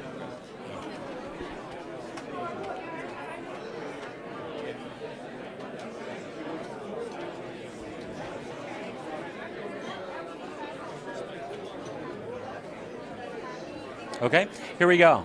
Paul Dame in 5, 4, 3. Paul Dame, thank you so much for joining us here tonight. You're running for state senate in Chittenden County. It's a rather interesting situation. You were a state senator, you lost, you're running once again. What's the takeaway that you found in this election cycle? Yeah, so just I was a state rep, so I served in the House. Yep, that's okay, in Essex Junction, and this was an opportunity to continue my service for the area and kind of expand out beyond Essex Junction. And it's been a really great opportunity to see really how big the county is, and I had a really good time connecting with folks that you don't usually talk to. It was great to get into Burlington, talk to some of the folks at the NPAs over there, and go out to community suppers out in Bolton. And it just gave me a greater appreciation, too, for how large the county is and, in one sense, how diverse those needs are. And as someone who had I lived in downtown Burlington, lived and worked in Essex Junction, trying to represent those diverse needs. So, were there any surprises for you running for county-wide office? Were there any things that you heard on the campaign trail that were a surprise to you? Well, I think probably the most remarkable thing that happens, I went to one of these Burlington MPAs, and I got up as the Republican, kind of in enemy territory there, and I talked about what was important to me and what my focus would be if elected to the Senate, about focusing on the economy, jobs, how we can help our small businesses. And once the event was over and the candidate forum was over, I was talking to one of the organizers, was thanking them for inviting me, and a member of the MPA came up and said, talking to the organizer, I'm really disappointed tonight. He's like, well, why is that? I was like, because I came here thinking there were for sure somebody I could cross off my list, and I saw there's a Republican, and I thought for sure I can get rid of this guy. But and then he turned to me and he said, but a lot of things that you said made a lot of sense. And I'm really going to be thinking about voting for you. And I think that's what we can do as Republicans running in Chittenden County is get out there and be able to be spokesmen and messengers for the ideas that we have about how we can grow Vermont's economy. I'm a small business owner, just hired my first employee, so I have a little bit of inside knowledge on how to grow a company in a way that the incumbent Democrats don't. And so the campaign for me was trying to get out there, and I found that a lot of people were responsive to that message, even if they don't usually vote for Republicans. So if you're unsuccessful tonight, and we don't know yet what the results will be, what's next for Paul Dane? Well, it's going to be spending a lot of time with my wife and my 3 kids at home. They've really been missing Daddy recently, and so we've tried to incorporate them where we can. They helped us out with a sine wave last night, but it's going to be lots of laying in the living room floor and picking my kids up and letting them crawl on me for a little while. So, all right. Going back to a family man, if he's unsuccessful tonight, we don't yet know that. We're waiting for results here at GOP headquarters in South Burlington. Paul, thank you for your commitment to Vermont and your willingness to serve our great state. We're live here in South Burlington. I'm Matt Kelly for Channel 17. Back to you in the studio. And we're good. Thank you, Paul. I appreciate it. Very good luck tonight.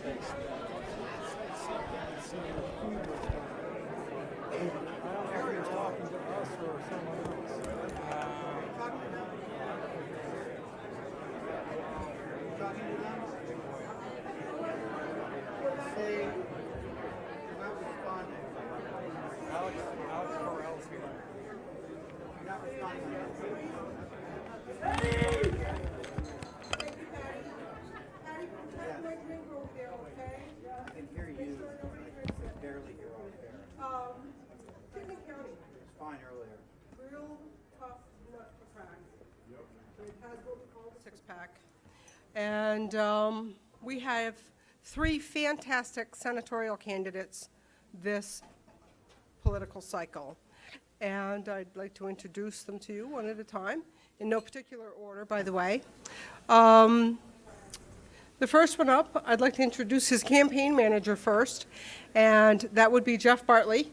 Jeff Bartley, as many of you know, was the executive director for the state of Vermont GOP party for a few years, and he has been running Alex's campaign and doing a fabulous job at it. Jeff?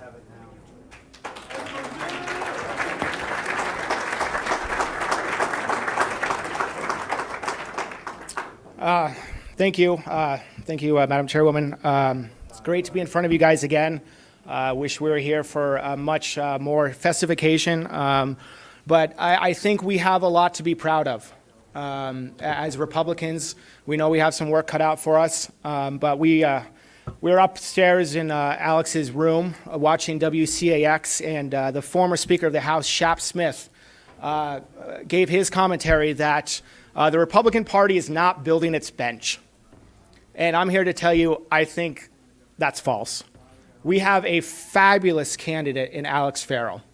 And I want to give you a couple of highlights of what he's been able to do as a 26-year-old first-time candidate out of Burlington in the Chittenden County six-pack. He's assembled a team of non-politicos, with the exception of myself, of course. We had Jack Farrington, Jeff Badger, Angela Welch, Ashley Strong, Ryan Knackley, names that a majority of you in this room probably are not familiar with. They came to the table and said, Alex, I believe in you. I believe in your message. You're a good friend. We think you can do well, so we're going to come to the table. Alex Farrell, as a 26-year-old first-time candidate, a Republican out of Burlington, raised $55,000 on his own.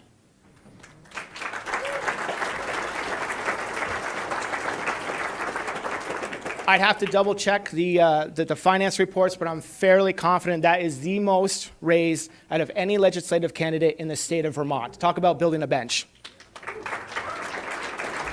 And with that,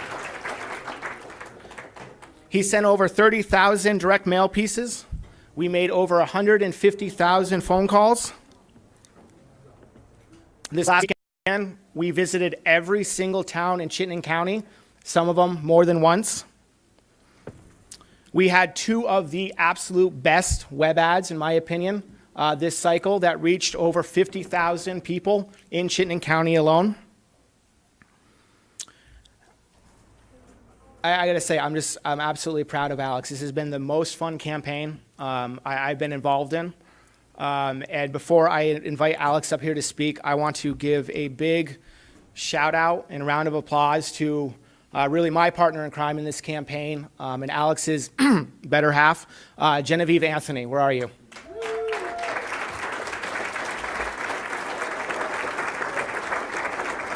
Oh, there you are. So stand up. And you know, Genevieve does deserve some success. Her father tonight won his House seat in Barrie. Not a Republican, but you know, congratulations to him. So anyways, when Alex called me in February, I had just left the party, and I thought I was going to take a little break for a while, and he says, Jeff, I have a really, really stupid idea. I've already made my decision, and you can't talk me out of it, but I'm going to run for the state Senate. And I said, all right, let's do it. Let's have a good time. And let me tell you, Alex, it's been a great time. You have a great future in front of you. You have some fabulous ideas. You've proven what it takes to run an aggressive, spirited, thought-provoking campaign. And I'm just really excited to see what you bring for us forward. So, ladies and gentlemen, Alex Farrell.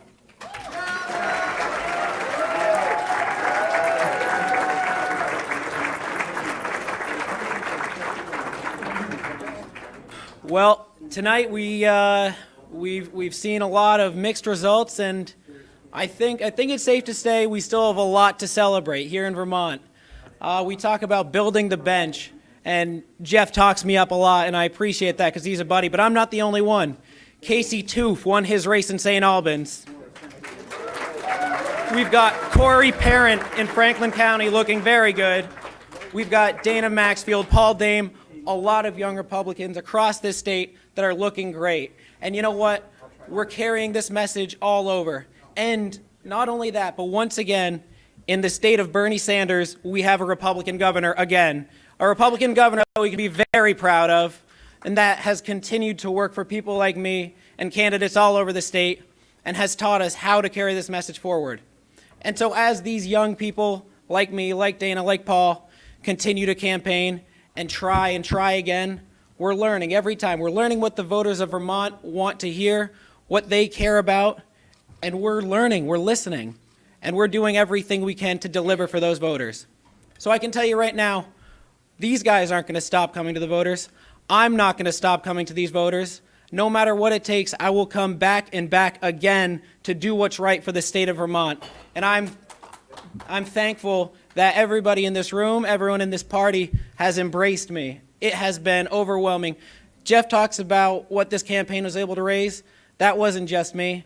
That was the people around me talking me up, telling people about my ideas, and people believing in me. And that's absolutely amazing that this community, this party, people in other parties have embraced this campaign and our ideas. So what that tells me is we have a bright future, and this is just the start of a very bright future. Thank you, everybody.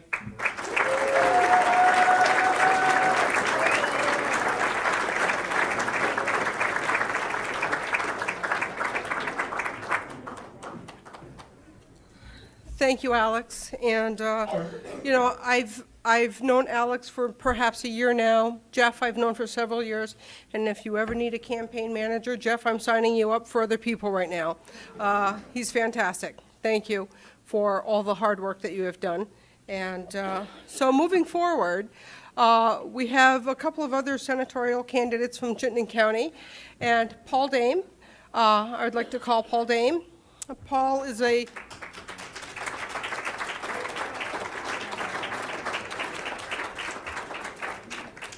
friend of mine, ran for the House in 2014, did a very good job at that, and I've known him for several years now, and I'm honored to be part of anything that he's part of. Paul, please come up.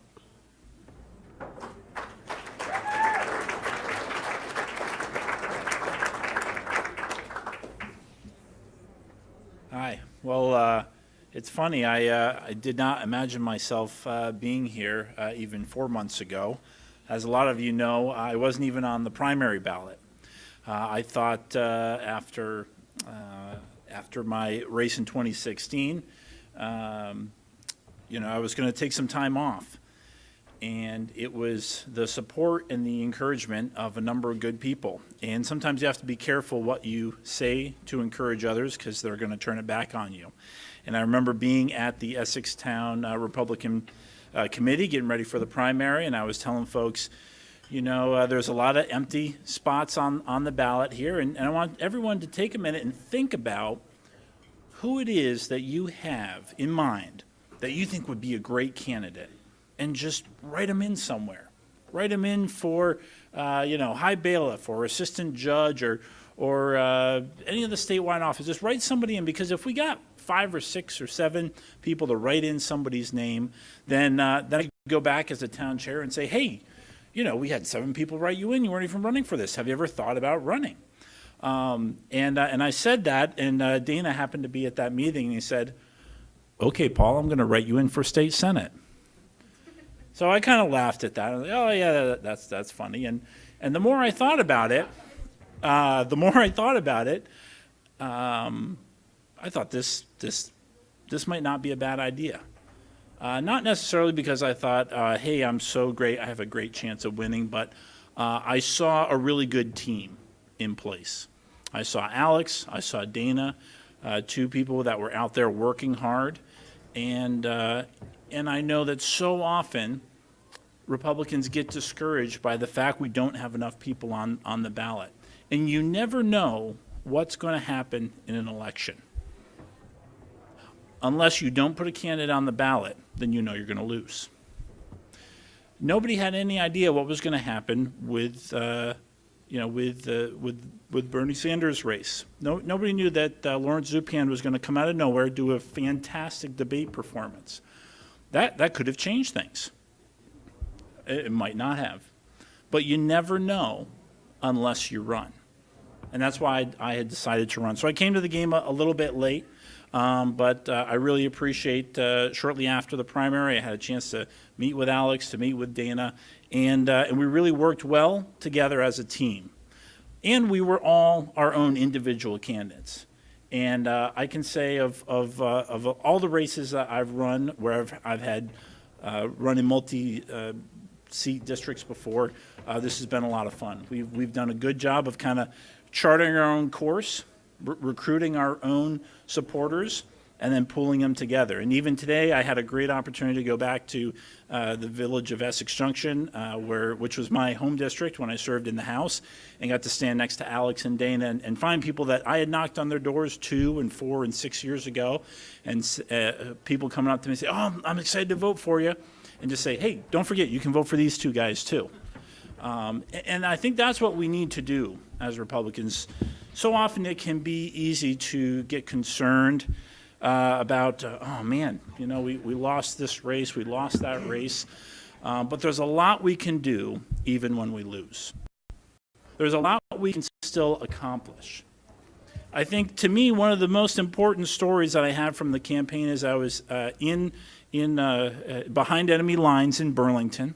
Went to the NPA, and I think it was Ward 6, and got up there and talked about what my ideas were to improve the economy, to help business owners. And as a young person and as a business owner, I might have a couple ideas about how to keep young people and business owners here.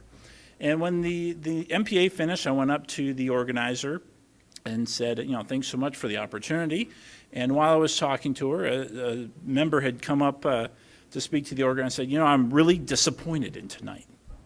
And she kind of looked down and was like, well, why is that? I was like, well, I came here tonight to make sure that I could cross somebody off my list. And I thought, well, here's a Republican. For sure I can cross this guy off my list. And then he turned to me and he said, but you made a lot of sense. Your idea about growing the economy and helping small businesses, that might actually work. I might actually end up voting for you. Or another person I talked to in Shelburne after the Halloween parade, shook his hand, gave him one of my cards. He followed up with an email, and we had an exchange. And he said, you know, I usually vote for Democrats most of the time, but I'm going to vote for you. And having someone else who told me back in my home district of Essex Junction, because they had a chance to meet me and hear me out, say, you know, You're the only Republican I'm voting for. I'm not even voting for Phil Scott, but I'm going to vote for you because I met you and you make sense.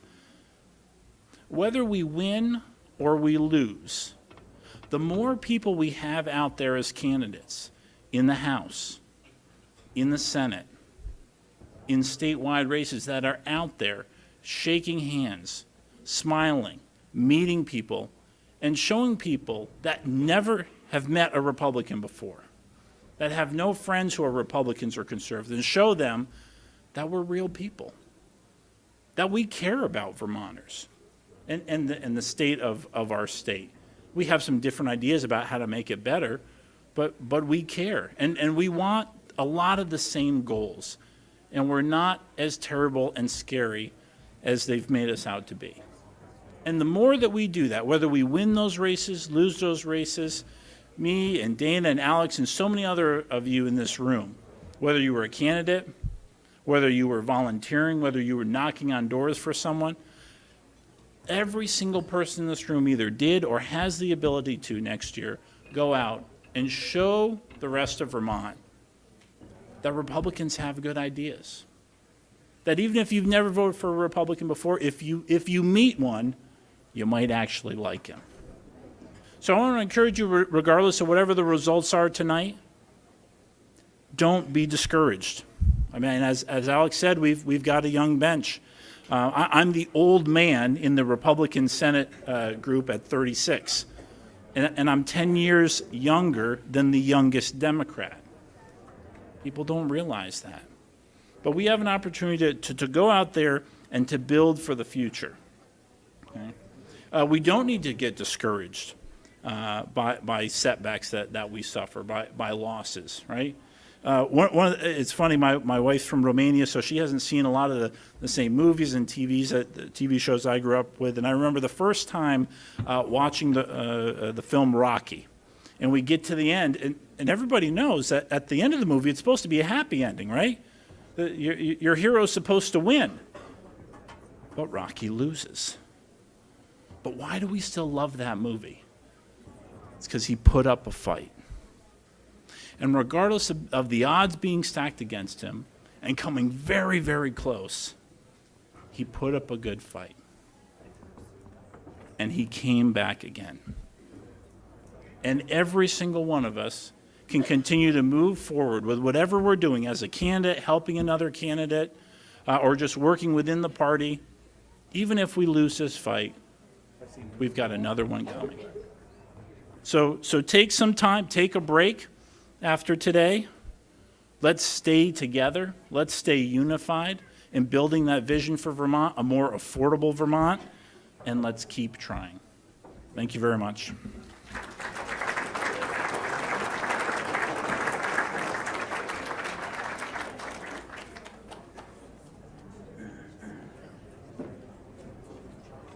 Thank you, Paul.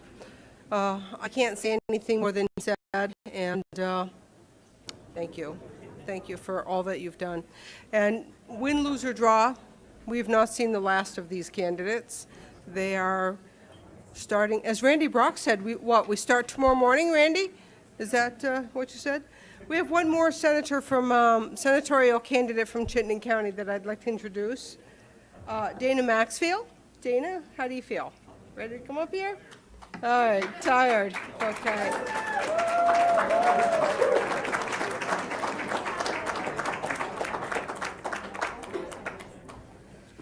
Oh, wow, what a day. I think I'm going to just stick right to the paper here, especially after Paul just destroyed this podium.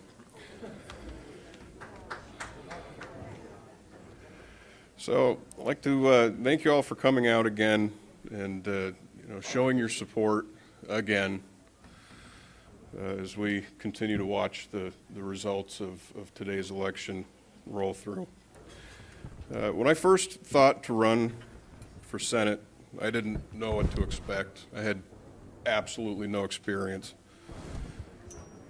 I had no idea if an average no-name guy who had absolutely zero campaign experience would garner enough support to cause even a ripple in the election. After all, we were told to expect a blue wave. After weeks of quietly debating it to myself, I talked to my wife, Amy, about the idea of running for Senate. And I expected her to ask if I'd gone off my rocker, but she was supportive right from the first conversation. So with her encouragement and the support from my family, I made my decision that I was going to do this. I announced it first on Facebook, and without me even approaching him at all, Jamie Winton, over here, good friend of mine for a long time, stepped up and he started trying to get my message out. So I chose him to be my campaign manager. He had absolutely no campaign experience either. But his enthusiasm for my campaign is why I chose him. So we had a candidate. We had a small team, just me, Jamie, Amy, Jamie's wife, Casey. But we had no direction. So we met with Deb fairly early on. Where'd Deb go? I don't know where Deb went. And that's when she delivered the first few reality checks. She gave us a rough idea of what it would cost to run a strong campaign, and I almost fell out of my chair when she told me that number. She explained what role the party had in the campaign process and explained what resources the campaign would make available to us.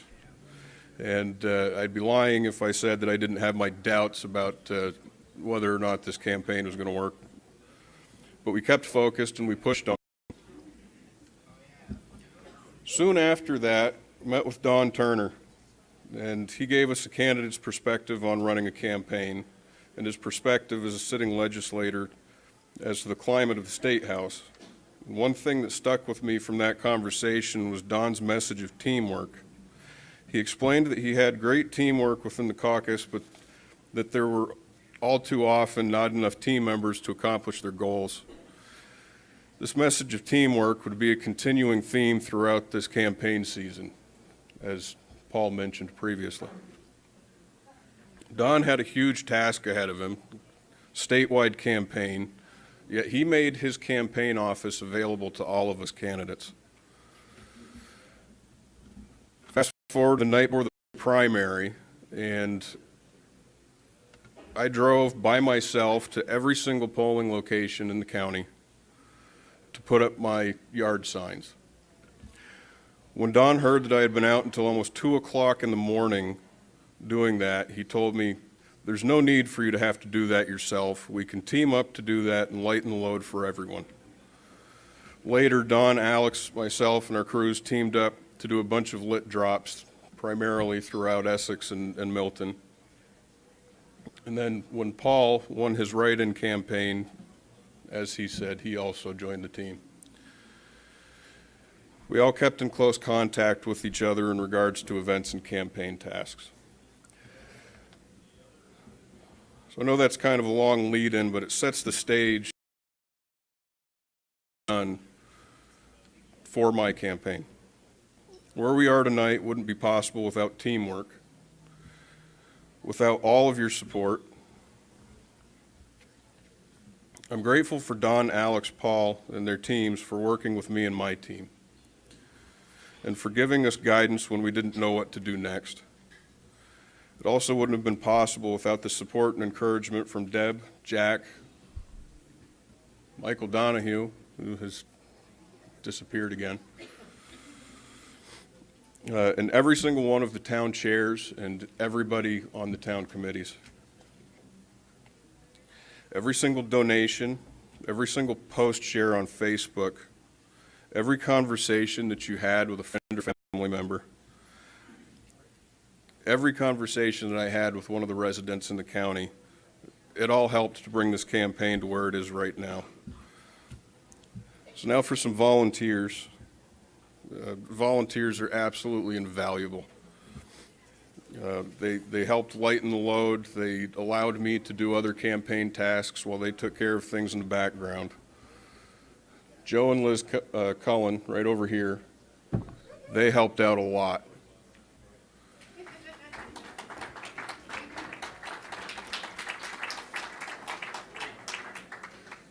They helped out with the lit drop in Milton, and they completed the packets that they had way faster than we had expected them to, and came back for more. We had to meet them halfway through the day and give them more work to do.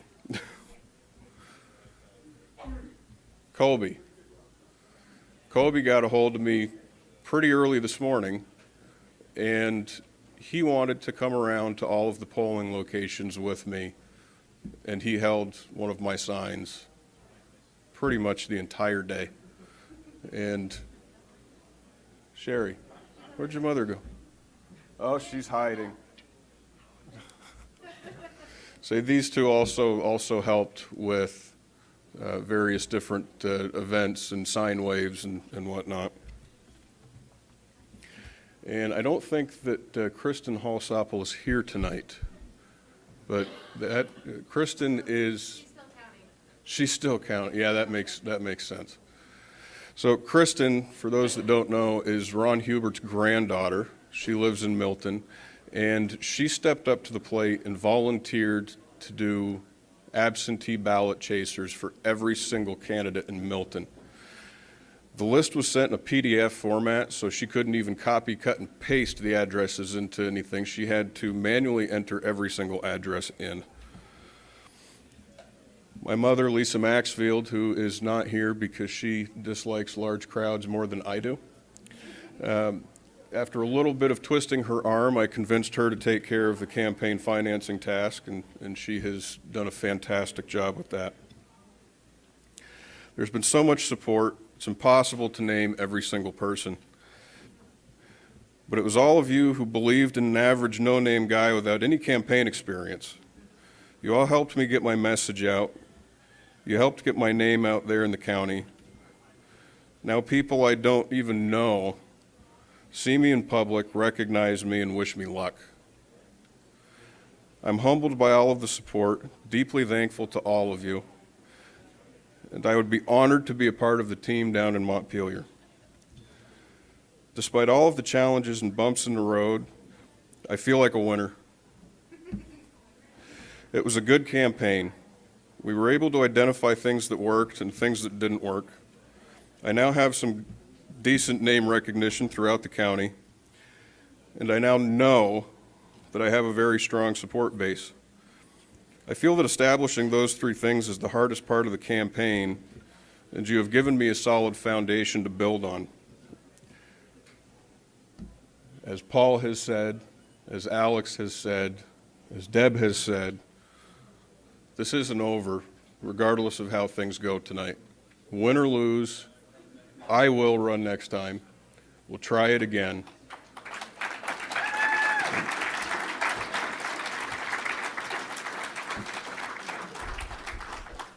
And we won't give up. Thank you all. I appreciate it.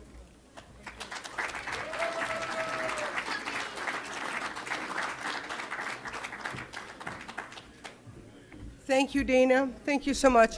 I want to point out one particular person in the room tonight that has worked tirelessly alongside, and I've worked alongside with him for the past 10 months or so, and that's Jack Moulton. Jack, he is our executive director at the state level. As some of you know, he came over from Glens Falls, New York, earlier this year. From the Elise Stefanik campaign that he had worked for several years, and he has taken on the task of executive director for the state of Vermont. And Jack, thank you very much for all that you do and all that you've done. And you've certainly made my job a little bit easier. Thank you very much, Jack. So at this point, we're waiting for the governor's results and the lieutenant governor's results to come in. And as soon as those are available to us, we'll have them as your guest speakers. So in the meantime, talk, enjoy each other's company, and we'll be back with you. Thank you.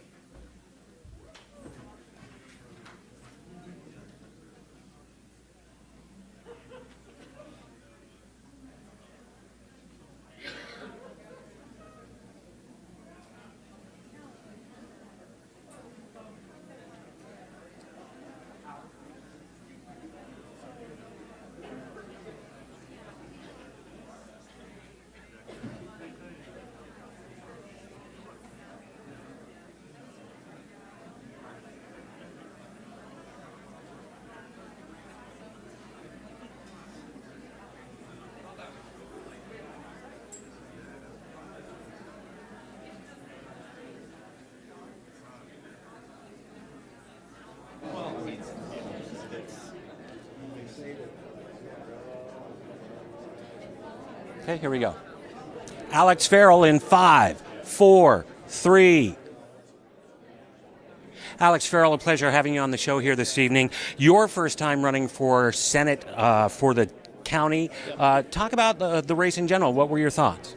Well, it's a big race, you know. Chittenden County is a lot of ground to cover, and there's some really experienced people in there right now. So I was up against that and learning to be a candidate. So doing that all at once has certainly made it a real learning experience, but I've loved it. I've loved every bit of it, and this weekend we got to visit all 16 towns, and that was quite an experience. It's something that I'd absolutely do again. What is the takeaway from you running as a Republican in Chittenden County? Well, there's no doubt that it's an uphill battle, you know, but it's not insurmountable. We've seen that Diane Snelling was successful a number of times, and it's not undoable, but the challenge is making sure you're heard across party lines. I think I did a good job of that, but there's always room to grow and get the name out there. Moving forward, what's next for Alex Farrell?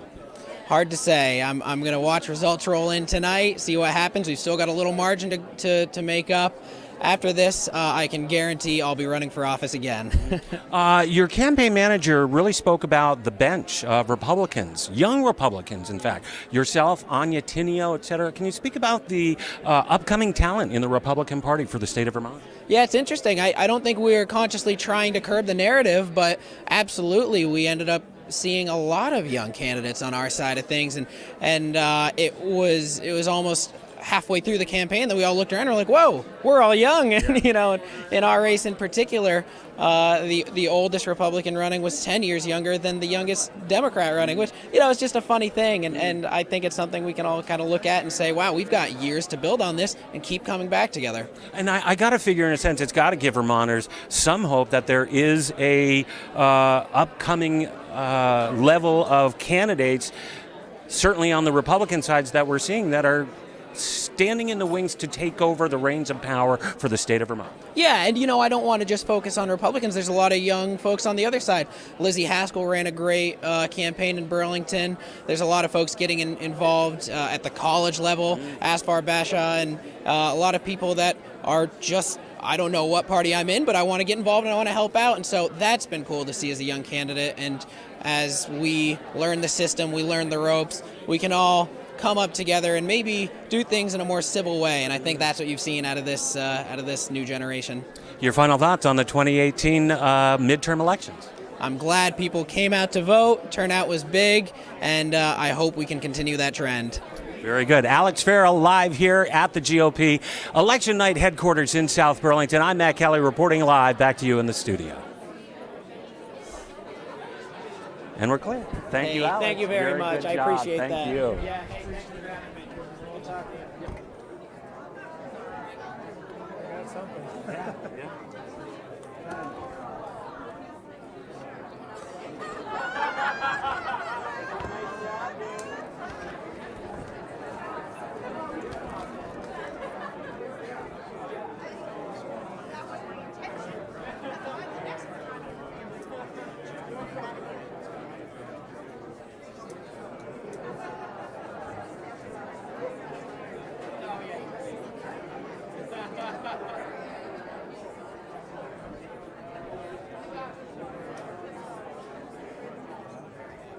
Speaking of careers just started.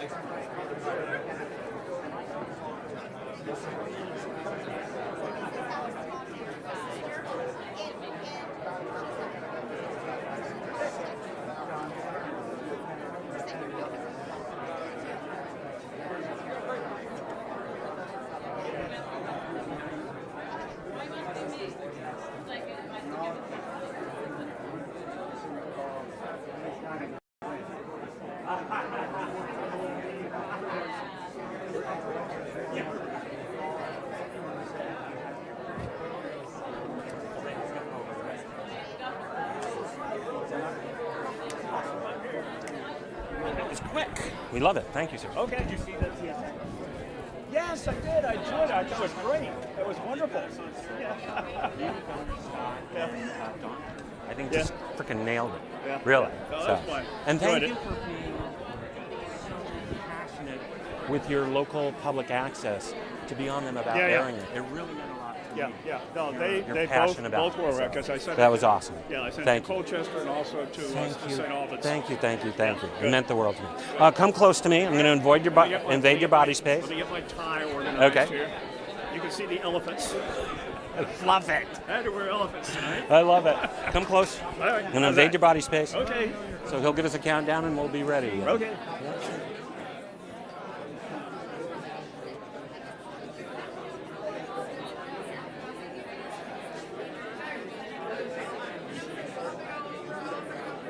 All set? Here we go. Randy Brock in 5, 4, 3. Randy Brock joins us, Vermont senior statesman. I don't mean that in terms of your age, but actually in terms of your disposition. You really just have such a stately quality about you, and we heard that on the podium here this evening. Thank you. It was enjoyable. This campaign is over, as I mentioned on the podium. Election 2018 is now history. We're on 2020, and we've only got 728 days to go. The countdown. Do all of this again. The countdown is underway. A little bit. So much fun going out waving at cars. I'm just going to keep doing it. Yeah, so if you see Randy on the side of the road in, October, there you are. A little bit of a disappointing night for Republicans that we've seen so far. Some of the things that I've seen from some really good people here, unfortunately didn't win, but we're building a stronger bench, and we'll be back. I really want to talk about that. There really is a pretty strong bench coming up the ranks in the Republican Party that we heard here about tonight from the campaign manager for Alex Farrell. He was really speaking about that. I really want your viewpoint as, the senior statesman for Vermont Republicans about the upcoming bench. Well, as a classic example, when I was in the corporate world, one of the first things that I did with a new job is I hired my replacement. Now, the other person who I believe will be elected to the Senate in Franklin County started working for me when he was 13 years old. Wow. And he's now served 2 terms in the House of Representatives from St. Albans City. He ran for the Senate with me for the second seat in Franklin County, and it looks like he's going to be a winner. Absolutely. Wow. And then you speak about Anya Tinio as an example. I mean, a very young Republican really putting her hat in the ring for national office. That's got to be really inspiring for the up-and-coming Republican. Well, she's a star. You heard her speak tonight. She's extremely articulate. Her thoughts are solid. She's a good person. And one of the things about Republicans is we do have a large tent. We have different views and different perspectives on many issues, but we do have a commonality on a number of things, such as a belief in the Constitution, a smaller government that works for people, that puts more money in taxpayers' pockets. Those are some of the kinds of issues that tend to unite us, even though we may disagree with other issues. Wonderful. Your final thoughts on the 2018 midterm elections, what you've seen and what you are looking in the weeks, months ahead? Well, one of the things that I think we're seeing is that Vermonters don't vote on a strict party line basis. People vote for the candidate. They will move across party lines, and that's why you see Governor Scott being as successful as he was in this election, and Governor Douglas in prior years being successful. Vermonters don't stick with labels. They stick with people and what they do, and that I think is a very good thing. That's one of the things that makes us different than Washington. Very good. Randy Brock, thank you so much for your service to our state and the service to the Republican Party. Very, very much. A great story here as we await Governor Scott coming to the podium here at GOP Election Night headquarters in South Burlington. It's Matt Kelly live. Back to you in the studio. Very good, sir. Okay. Thank you. Thank you. Thank you, Randy. You got it. Oh, yeah. Oh, yeah. Yeah, sounds good. And you're like, oh.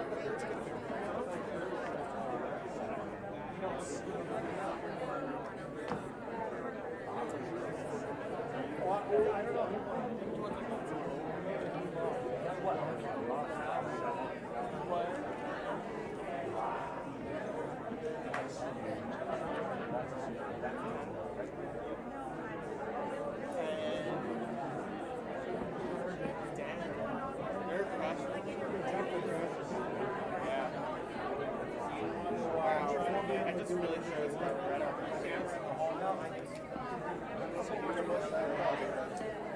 Which is, it's because Republicans have control of those things too. Like, well, they have, but also they've been trying their best to make Republicans synonymous with nationalism. And with how things are going in the world, Americans want to be Americans. It's just not a bad thing to have pride in our country. It's only when it becomes self-serving. Like, honestly, what Zupan was saying, like, at first it was good, but we started to carry it to, we started comparing to Bernie and then talking about how we're things going on in Bernie. It's just like, you're the awesome. I'll get some more coffee. We'll get this recharged. Speaking of, are we doing like camera? I mean, I have a full back I haven't even touched, so I don't think we're going to be. You need the charters and. Unless we're going to like. And then it's still at 90%. Yeah, unless we go to like 1 in the morning, it's fine. I really hope we're not going. I really don't want to. Charge up and they are. I'll be back. Do you want a coffee? No, buddy. I'm good. Thank you.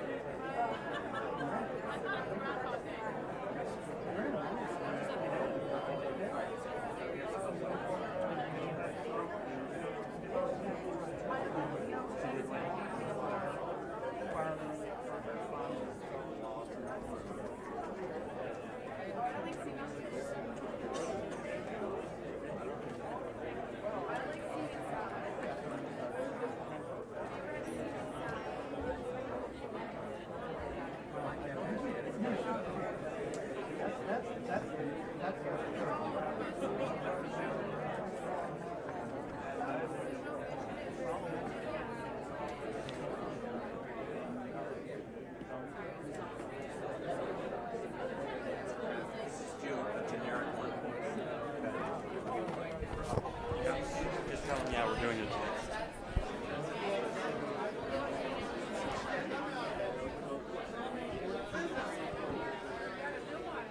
Jesus.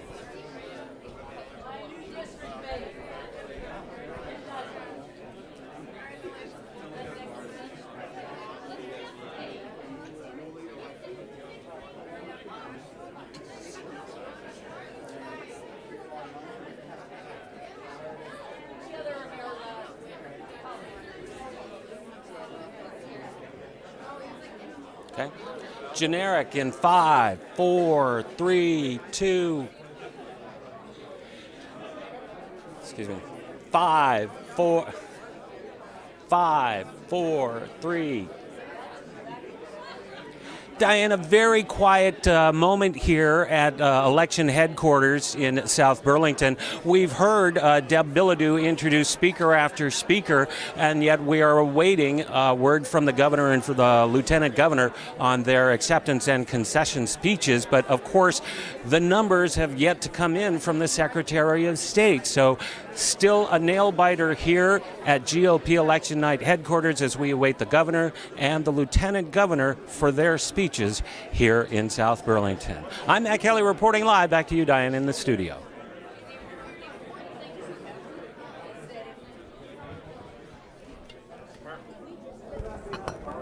So I've been texting Dan. He's been letting him know everything that did. Yeah, are you in touch? He is too, but you know. Yeah, I think number one was yeah, that's awesome. Perfect. That's a good or even Instagram. That's mine. That's right. Did how many speeches? 3 speeches. Wow, we've had we did about 4. We did Anya and Zupan. We have Anya, Zupan. Did you do Brooke?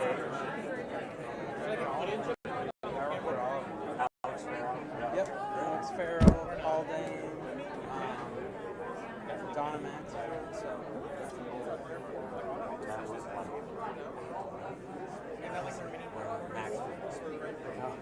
It was outside the other Yep.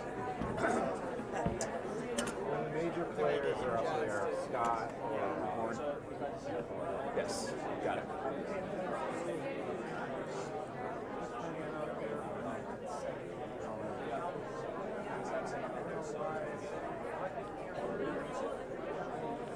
So that like, so they don't even. I wish we could.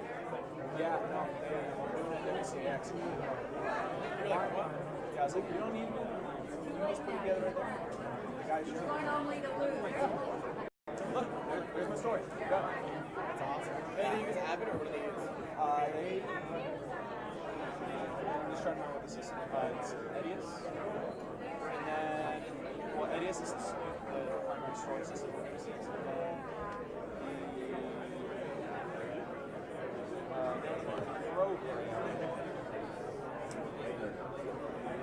Wait, is there anything else this week? You know, you guys can help with besides Saturday? I don't think so. Are you rolling? What's up? Oh, no, we're good. Okay, I just want to make sure I wasn't in the way. Oh, no, you're good. Since Six is an hour and a half, sorry. Pat's coming tomorrow? I don't think so. Okay.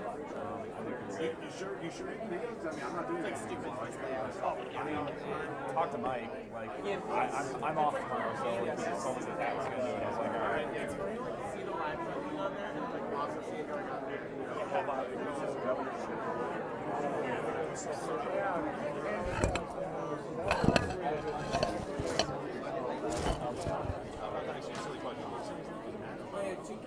Who? That's a sports guy?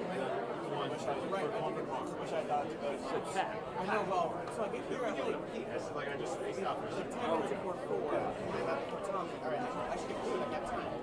And so I'm like, all right, here you go. I'm going to turn this way back to the other way. It's like, Are you able to text through? yeah. So I like get down into Burlington. Let them know that we want to do a generic. Yeah, I did. I've been texting what we've been doing. I guess it's like 32 somewhere. It was like it brought me to the mall, but I'm like there is no Subway store at all. No, not a mall down there. No, it was so after I'd gone down to Burlington after the Subway, and the Subway was up at the mall over, I think it's called College Mall or University Mall. Yeah, the University. Over past the highway on this side, not on the city Burlington side, but on the west side.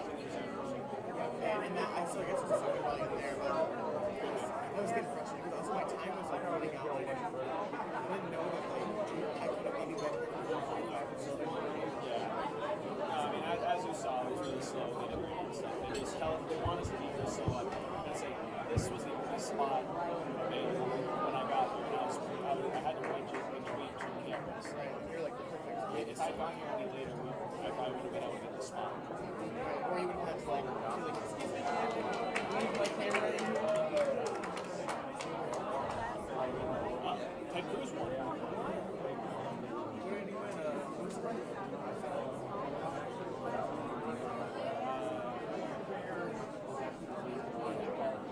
Is he senator? Or is he Congress?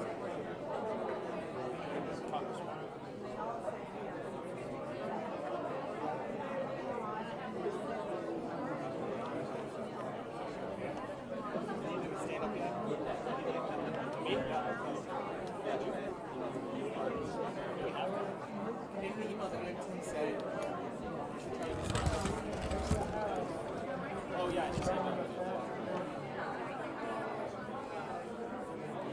We just like we did this. So, what do you think are we just gonna do like? So we could definitely do like maybe a package on like the younger voters thing. We could do a package on young voters. I was thinking we'd also try to either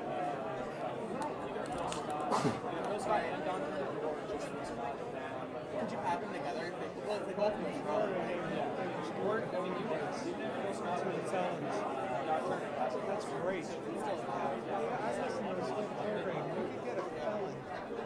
Use your voting rights for just releasing a helium balloon into the air. That's how many they had these laws to make you a felon. So do you want to handle the only way we get them back is by getting a hearing before the governor. voters? There were millions of people, and then we'll just never restore one person's voting rights. So for this to get over to That way I can think of that's amazing to have voters stand up. for voting rights back. That could change. Specify. I could like think of like an idea. Oh, we get rid of the up. Yes. Oh my God. Also, I think we figured this out. I do two steps where I introduce one where I introduce a negative. True. And then use it over there or whatever one works.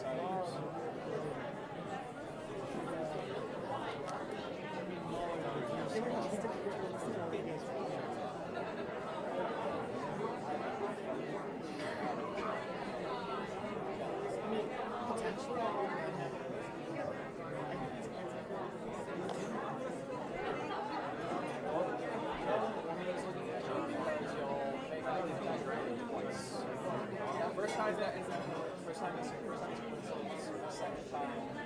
What about third time? Third time. Third time. Yeah.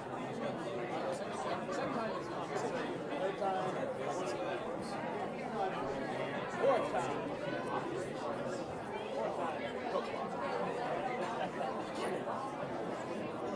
Not for me.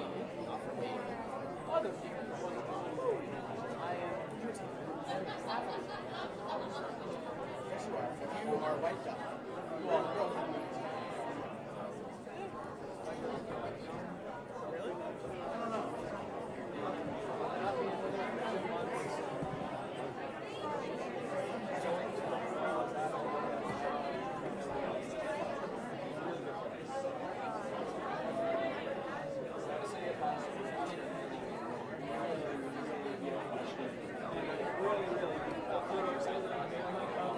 I was gonna say like, I'll wait. No, I'm gonna wait. I'm doing this like. Oh God, no, I'm not.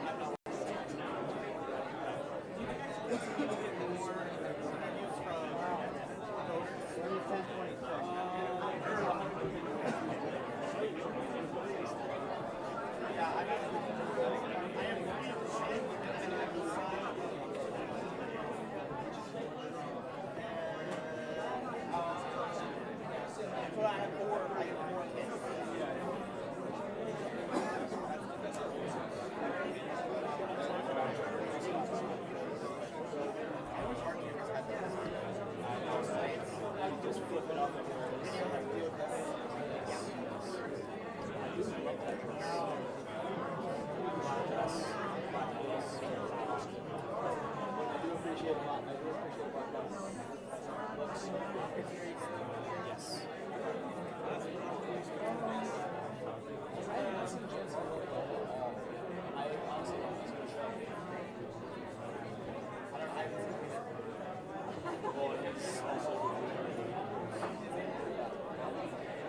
sure he's in like he's either in the top right or he's on the percentile. The guy he's running up against is already more past the 60s.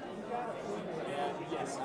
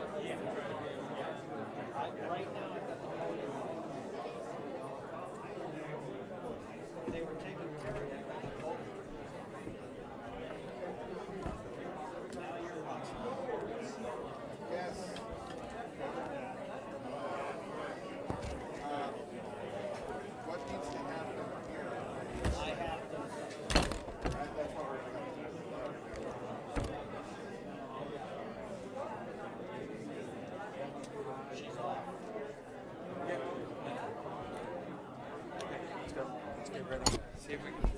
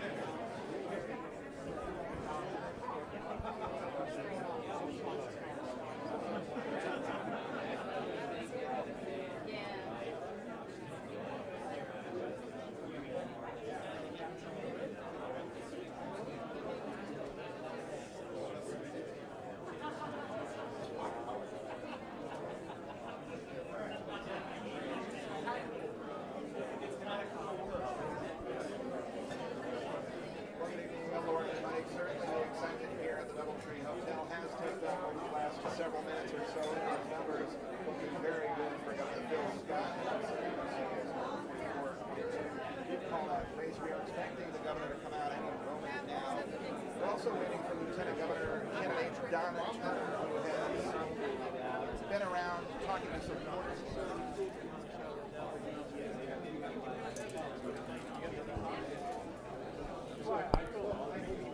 Maybe his son.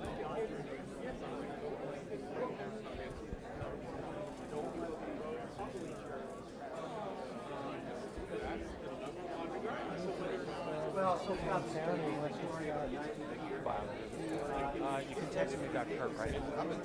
Kurt Wright? I want to make sure, do you know, though, that they already interviewed you? Yeah, that's why I was trying to yeah, they got, I went over there. Because Shane O'Dell was there, and I wasn't going to get anywhere. But,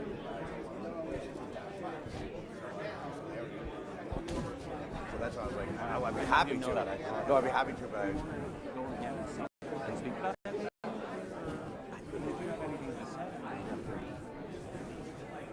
Well, I mean, I don't know, it'd be kind of redundant to what I said there, I think. I mean, I've said basically my time in politics is up. And I think that, you know, like, I said that there. Oh, I don't know. I just know that, you know, I think the message was clear for this, that it's time for me to move on. Had a good run, but it's... No. That's it. Actually, I want to talk to you about that, if you don't mind. I did say that, but okay, if you want it, they don't. So we can just do it. So, okay.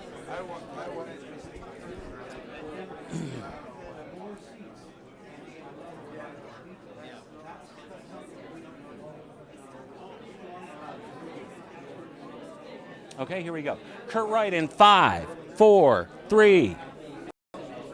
Kurt Wright joins us, State Representative, Republican from Chittenden County 6-1, I believe. Yes. Disappointing night for you. In fact, this is the first time, I think, that we talk about defeat for you in your long political career. Is that not correct? Well, I think I've won 9 straight races for state rep and something like 8 or whatever for city council. But, yes, it's very disappointing. Wouldn't try to sugarcoat it. It's disappointing. I did kind of sense that this could happen. I'd been telling people that there's a lot of new voters in the New North End, and that's not a bad thing. But they don't know. They don't know me.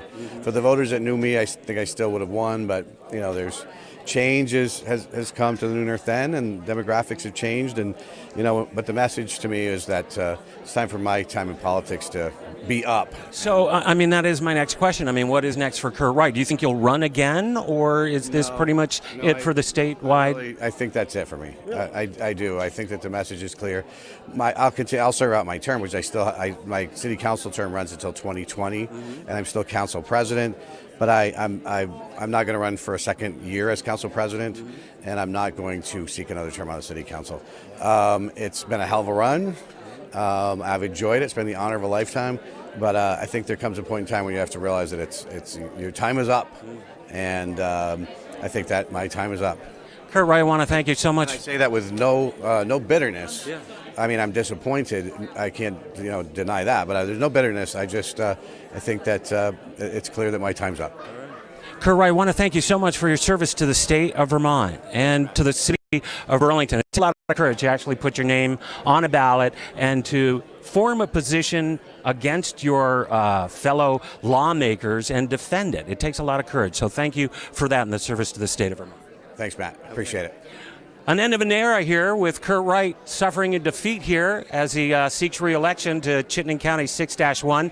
And he has announced here tonight that he will not seek re-election to the Burlington City Council when that term ends. News being made here at Vermont GOP Election Night headquarters in South Burlington.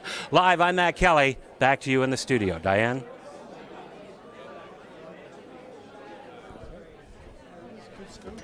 Yeah.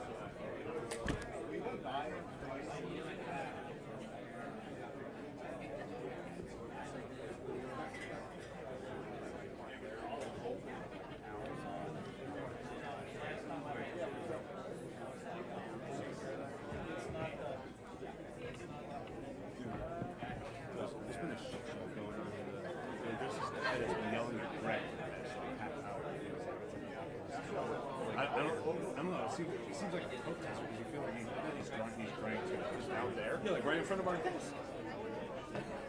He's like, he's accusing Democrats of like doing something. We have to call security guy, and he's like still like not removed. He's still out there. Taylor got the whole thing on video too. Oh, good. Oh, I did not. I'm kind of glad that I did not witness that. I don't want to deal with that. What crazy.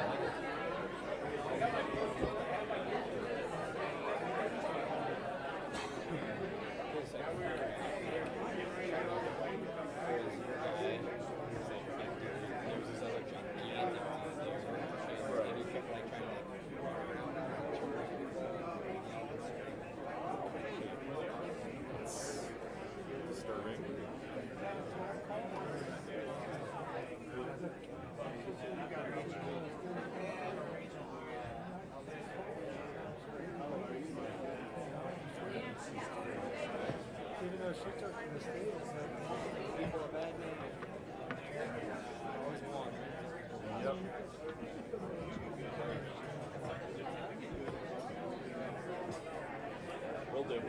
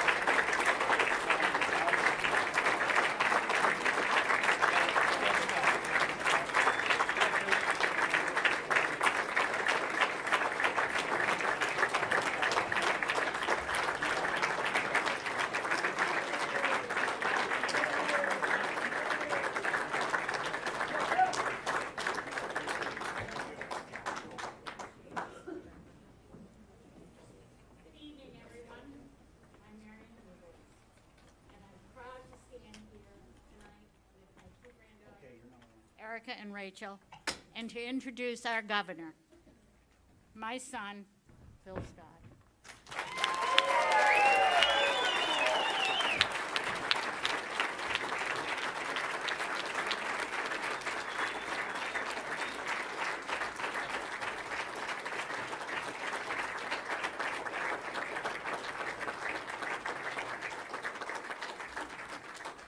Well, thank you very much for being here tonight.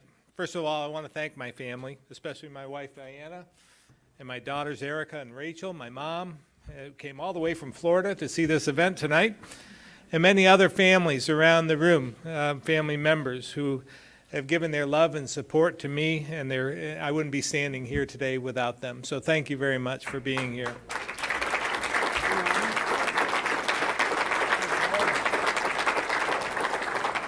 You know, throughout my life, whether it be in business or racing or politics, I've been able to bring people together who have the right attitude, the right chemistry in order to be successful.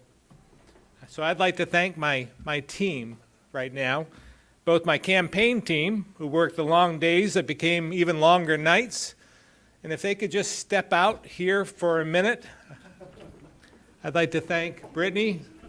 Come on up, Brittany. Jason, where's Jason? Corey, what about Hazel? Where's Hazel?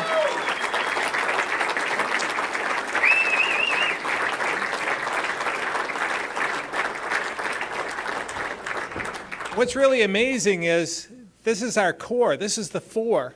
They brought it home, you know. The average age of these four is about 25. And 3 out of the 4 are either going to UVM or graduating from UVM. So we have a lot to be proud of.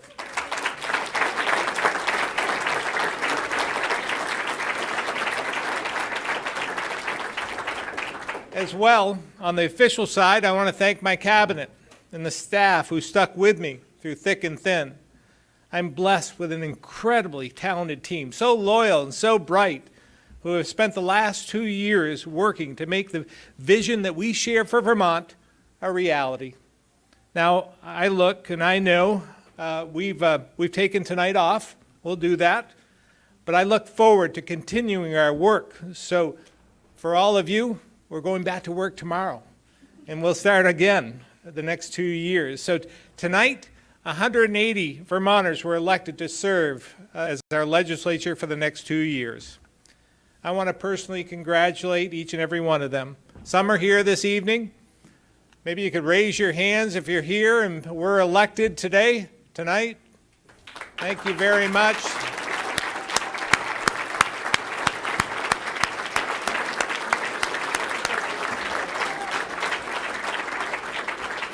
And I look forward to working with you in the coming months. And work being the key word because there's so much to do. There are few higher honors than being elected by your neighbors. For them to have enough faith and trust in you to represent them and their interests and be the person they're counting on to work on the issues that are most important to them and our communities. And there's no greater responsibility than working every day to understand how to solve the problems we face as a state. For those newly elected, like I was 18 years ago, you may still think everything is black or white, yes or no, but I would warn you, there's a lot of gray in between. Typically, there are no easy answers, no corners to cut, only hard work ahead to do all we can do to create a stronger, more vibrant future for all of us. In electing a governor of one party and a legislature by another, the message Vermonters have sent to us tonight is clear. Work together. Vermonters are saying they want us to work for them, not against each other. They are saying we need to listen to one another and prove to the rest of the nation that in Vermont we can and will rise above partisan politics. We must come together for the future of our state in order to strengthen our economy, make Vermont more affordable, and protect the most vulnerable in all 251 communities across the state. Whether you're from Brighton or Brandon, Albany or Alburg, we all want the same thing. We want the kids in every community to get a great education, learn a trade, pursue the career of their dreams, buy a home, start a family, and retire right here in this state. This is the challenge we face together. And tonight, I humbly accept that challenge once again.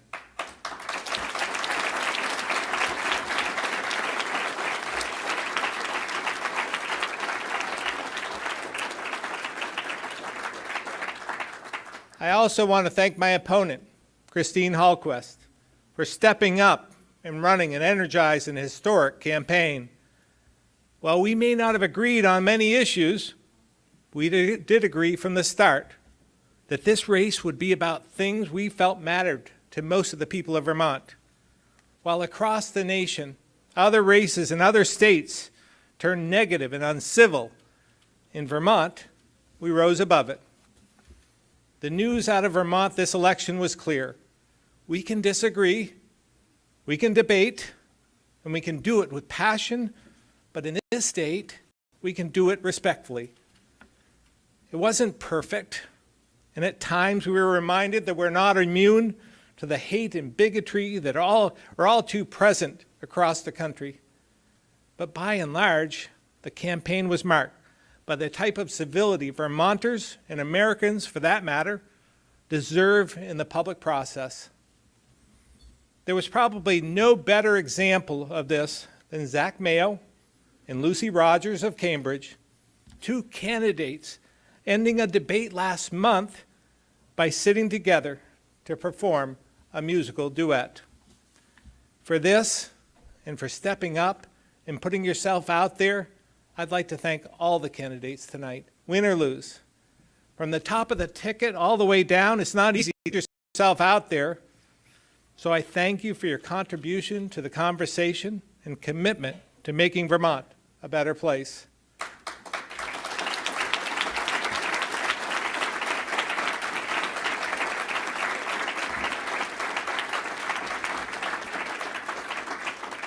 I'd also like to note that the issues that have been raised in the campaign due to Christine's historic candidacy are front and center.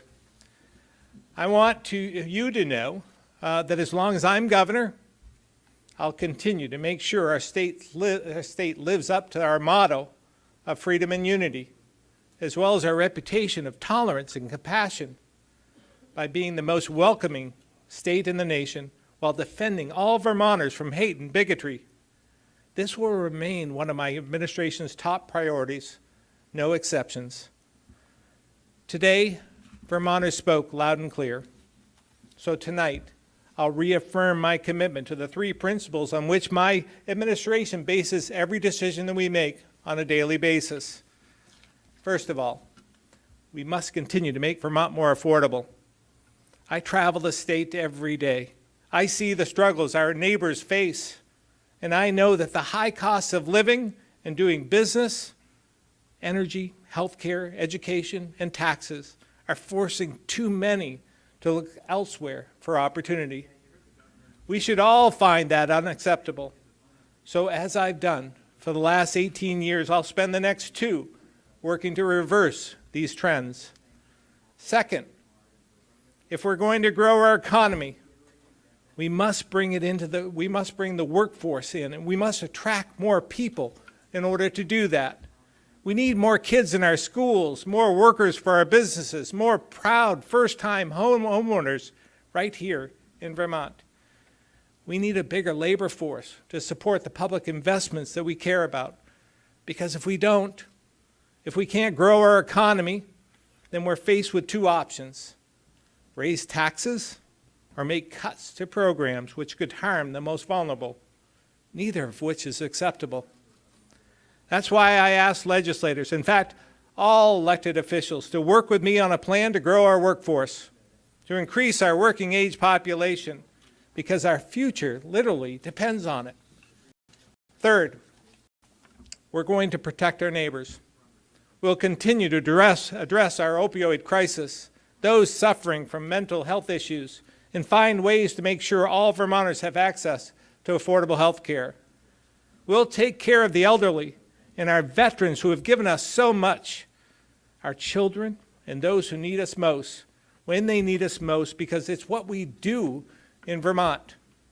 And finally, if we're going to accomplish any of this, we must continue to rise above the partisanship and politics of hate and division. Our time to make a difference for those who have elected us is far too short. We can't allow ourselves to fall victim to pettiness, political games, and angry rhetoric. Now more than ever, we must be better role models because our children are watching and they want to be just like us. We must be better, kinder, and more respectful to each other and take time to listen. This is the challenge ahead. This is my vision for our future. It is the greatest honor of my life to have the trust of Vermonters to carry out this work on their behalf. So I thank you again from the bottom of my heart, and as I've done throughout my entire life, I will do my very best not to let you down. So thank you very much for having me here tonight.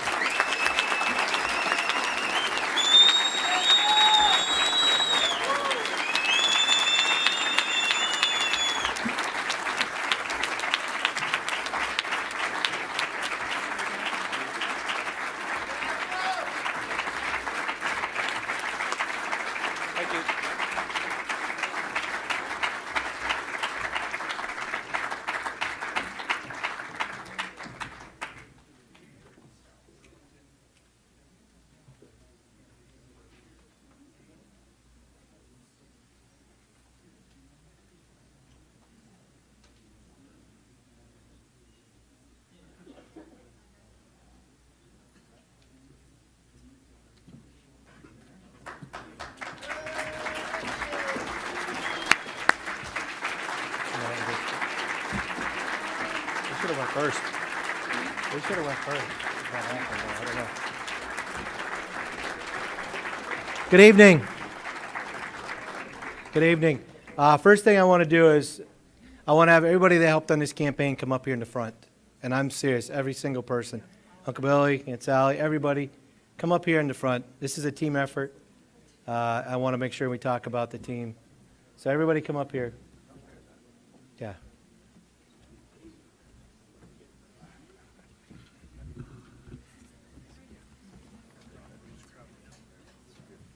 Come on, you guys get closer to me, yeah. Okay. Make room, everybody, because this is a big team. We don't have the same average age as the governor's team, just if you want, just to start this off. But anyway, I want to thank you very much, and thank you all for being here tonight. I want to start off by congratulating Governor Scott on his tremendous reelection this evening. The overwhelming support for the governor tonight shows that Vermonters are serious about their desire for a focus on affordability and economic growth in Montpelier. Governor Scott has done a tremendous job of steering the ship of the state government over these past 2 years. I'm proud to have been part of that. I know he will continue to be a strong leader for all Vermonters. So please join me once again in giving our governor, Phil Scott, another round of applause.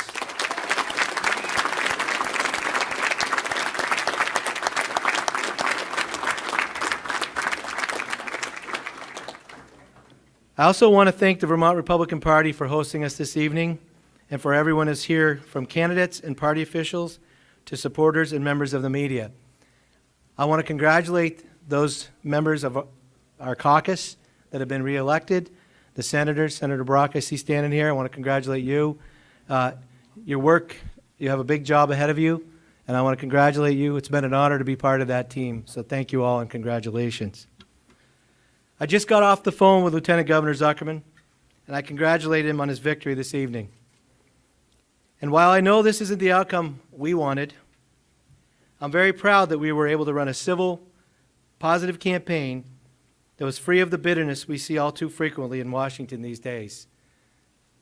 It's been a great honor to serve in this, to run this campaign, and I appreciate the Lieutenant Governor's willingness to keep a positive campaign. During this campaign, I had the opportunity to see parts of the state I've never seen before. From sign waves to meet and greets to potluck dinners, I met with thousands of Vermonters who told me personal stories of their trials and challenges. Today I'm riding on the bus and I had a gentleman call me who can't find housing. He gets paid $19 an hour, but he can't make it. So we got a lot of work to do in Vermont, and I know the governor will lead us that way. Those conversations gave me a better understanding of how so many Vermonters are struggling with a growing cost of living and how they feel Montpelier seems to have forgotten them. Hopefully, they will not be forgotten in the future.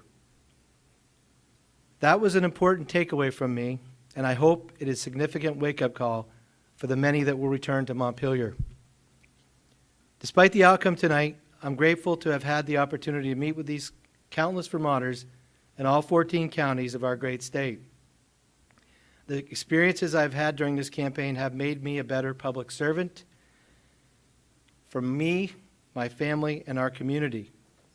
And even though we didn't make it across the finish line like we had anticipated, I'm glad I had the opportunity to represent our party on the statewide ticket. I want to close by recognizing those who have helped me this campaign, because I wouldn't have made it this far without any of them. First, foremost, I want to thank my wife, Gail, my daughters, Emily, Hillary, and Aaron, Dana, my parents over here, my aunts and uncles, and my nieces and nephews. We couldn't have done this. I wouldn't have been able to do this without them. It wasn't always easy, but they've helped me through the toughest parts of the election. I don't know what I would have done without them, and I'm thankful every day to have such a supportive family. Next, I want to thank my entire campaign team for the late nights, the many long drives, the tough decisions, and the commitment to Vermonters that they've shown over the past several months.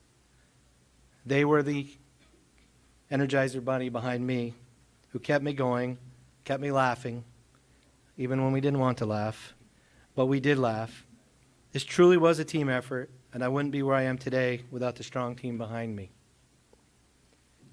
I also want to thank the many Vermonters. Over 92% of our investments in our campaign came from Vermonters. That, to me, is a very important thing, and I'm very proud of that. We outraised our opponent by a substantial amount, but it was Vermonters' dollars that were in this campaign. Thank you, Governor Scott and his team, for their support and help along the way, because none of us had ever run a statewide campaign. We didn't know where to start. We didn't know what we were doing. But at the end of the day, I think we did the job, and I'm extremely proud of that. Their advice, their assistance over these past few months, and I'm proud of the partnership we created during this campaign. Governor Scott was an incredible partner, and I'm honored to be part of his team. I also want to recognize and thank all the candidates, from the other statewide offices to legislative races, for their willingness to step up and serve. This statewide campaign didn't forget the House members. We didn't forget the senators. Everywhere we went, they were part of the team. I've been a team player. I will continue to be a team player, and I will support the people who have been elected. But Vermonters have spoken, and I respect that. I'm thrilled to see that many were successful in their efforts this evening. Finally, I'm extremely humbled by the thousands of Vermonters who entrusted me with their votes today, and I thank them from the bottom of my heart for their support. This journey was an incredible experience, one that I will be grateful for the rest of my life, and I'm honored to have been able to have earned the trust of so many. Once again, thank you to everyone here this evening for your support and for all you do for Vermont. Thank you very much.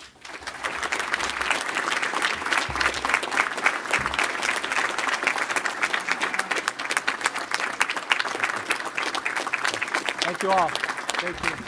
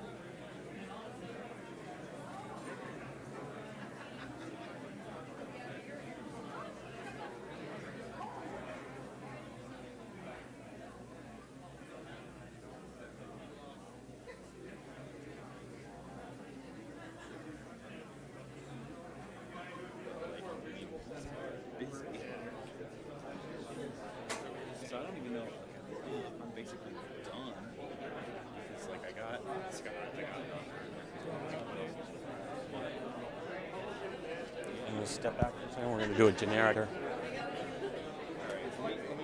Just tell them we're doing a generic. Howard, tell them we're doing a generic. Oh, great, thanks.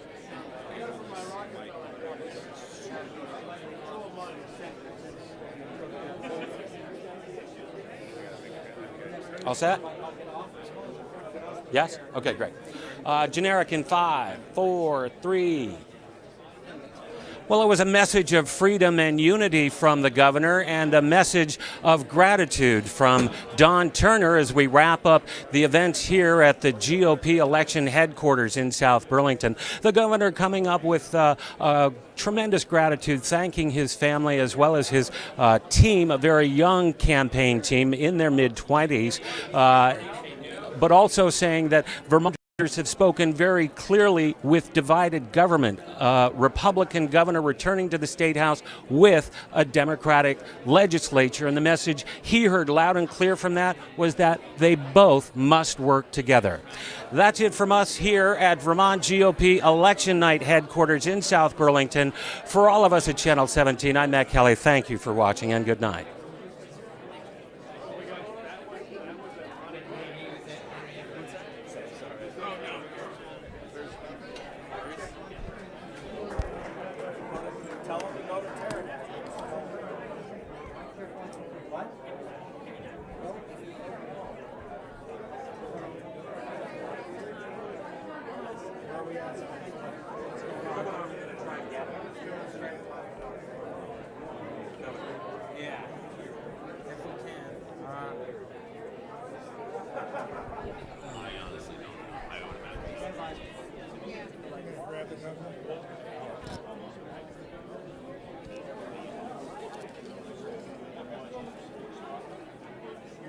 Yeah, I mean, I already told Brittany but they must have done an order.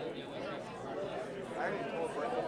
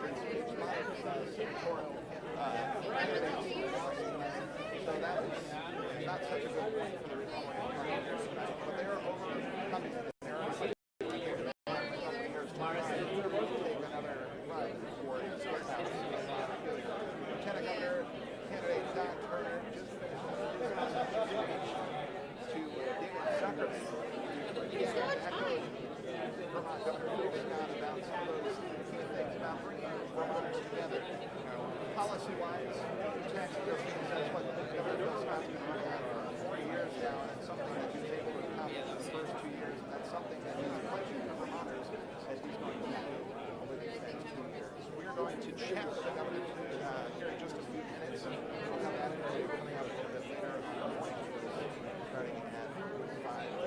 But for now, reporting live in South Burlington, I'm Spencer Cowman, reporting by KSAT.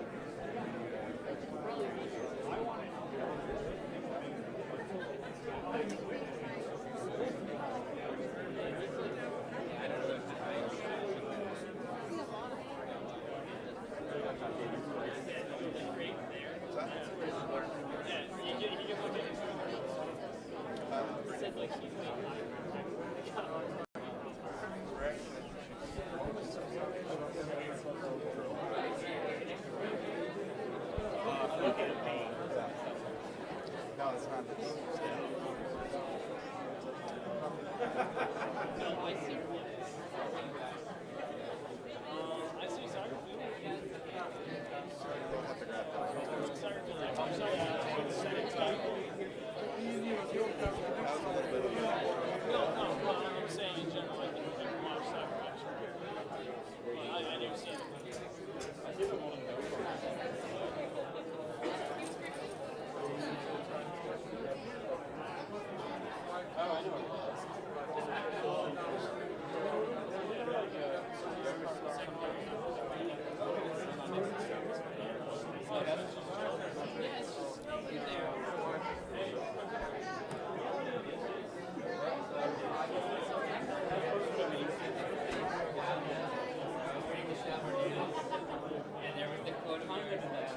It's my favorite quote in the newspaper this year, because I've always liked the train. That is the best quote that I've read all year. Yeah. I was sitting there with my wife and we were reading about this, and I said, this is the fellow I've talked to you about Brady. And he said, he knows DC. And then I read that line, and that's awesome.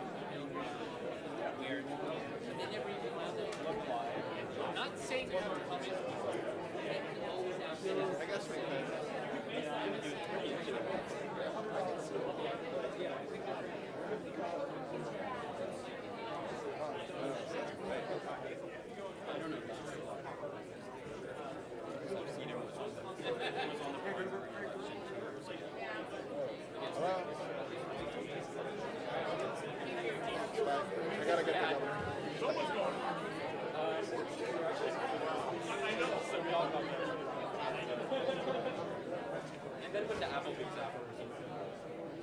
Yeah, they're showing the speech right now. It was like 2 in the morning. Oh, yeah.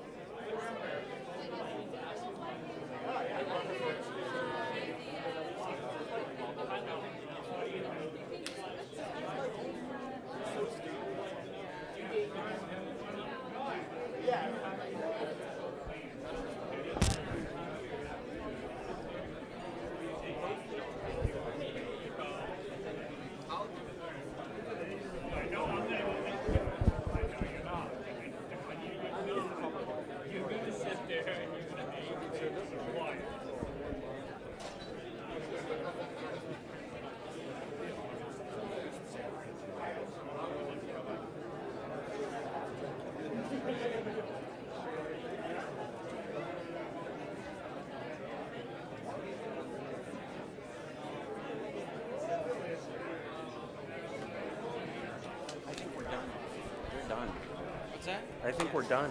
They're done. I'm not gonna do it. I'm not gonna do it. I'm ready to go. I'm exhausted.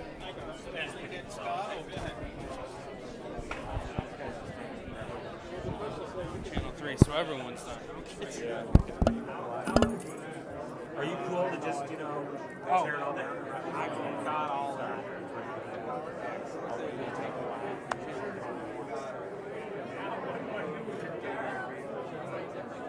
Just keep me abreast of where turning on the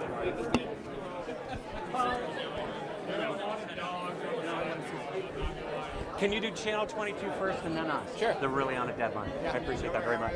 Thank you. Are you Brittany? Yeah. It's Matt Kelly from Channel 17 with the PSA. Yeah. Thank you so much. Yeah. Nailed it. Yeah, it was great. No, I love that. I love that you guys did that. Vermont Public Television did it on Vermont This Week. And it was so cool because Jane Linden could get everybody from that end. It was really great.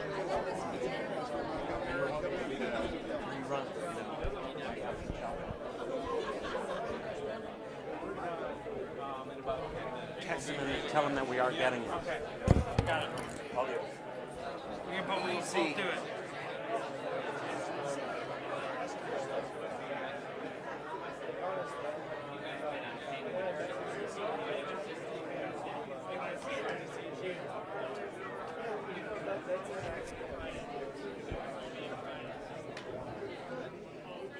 During your victory speech, you mentioned multiple times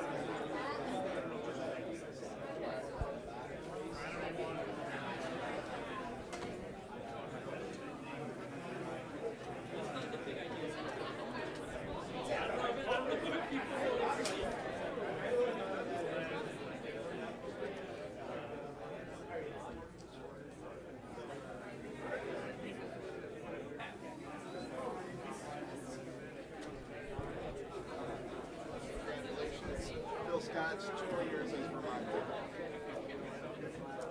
Thank you, sir. Appreciate it. Have a good night. Get Hello, some Governor. rest. How are you? You remember me? We did the Yes, PSA together. that's right. Did you see it? I never did. Oh God! Because gotta I don't do church. You got to talk to Brittany because it's awesome, and you came out so well. So you really did. You nailed it. You, Randy, and Don Turner. Oh, great. We're all set. Stand by. Here we go. Governor Scott in 5, 4, 3. Governor Scott, thank you so much for joining us. You're returning to the State House for 2 more years. Is it sweeter the second time around? Well, it's bittersweet tonight in some respects. I'm very grateful to Vermonters for selecting me to represent them over the next 2 years. But we lost a lot of good legislators tonight as well. And that's the bitter part. But again, this is what politics are about. And this is what Vermonters want. So we'll do whatever we can to work together in order to provide a much better place for Vermonters to live, work, and play.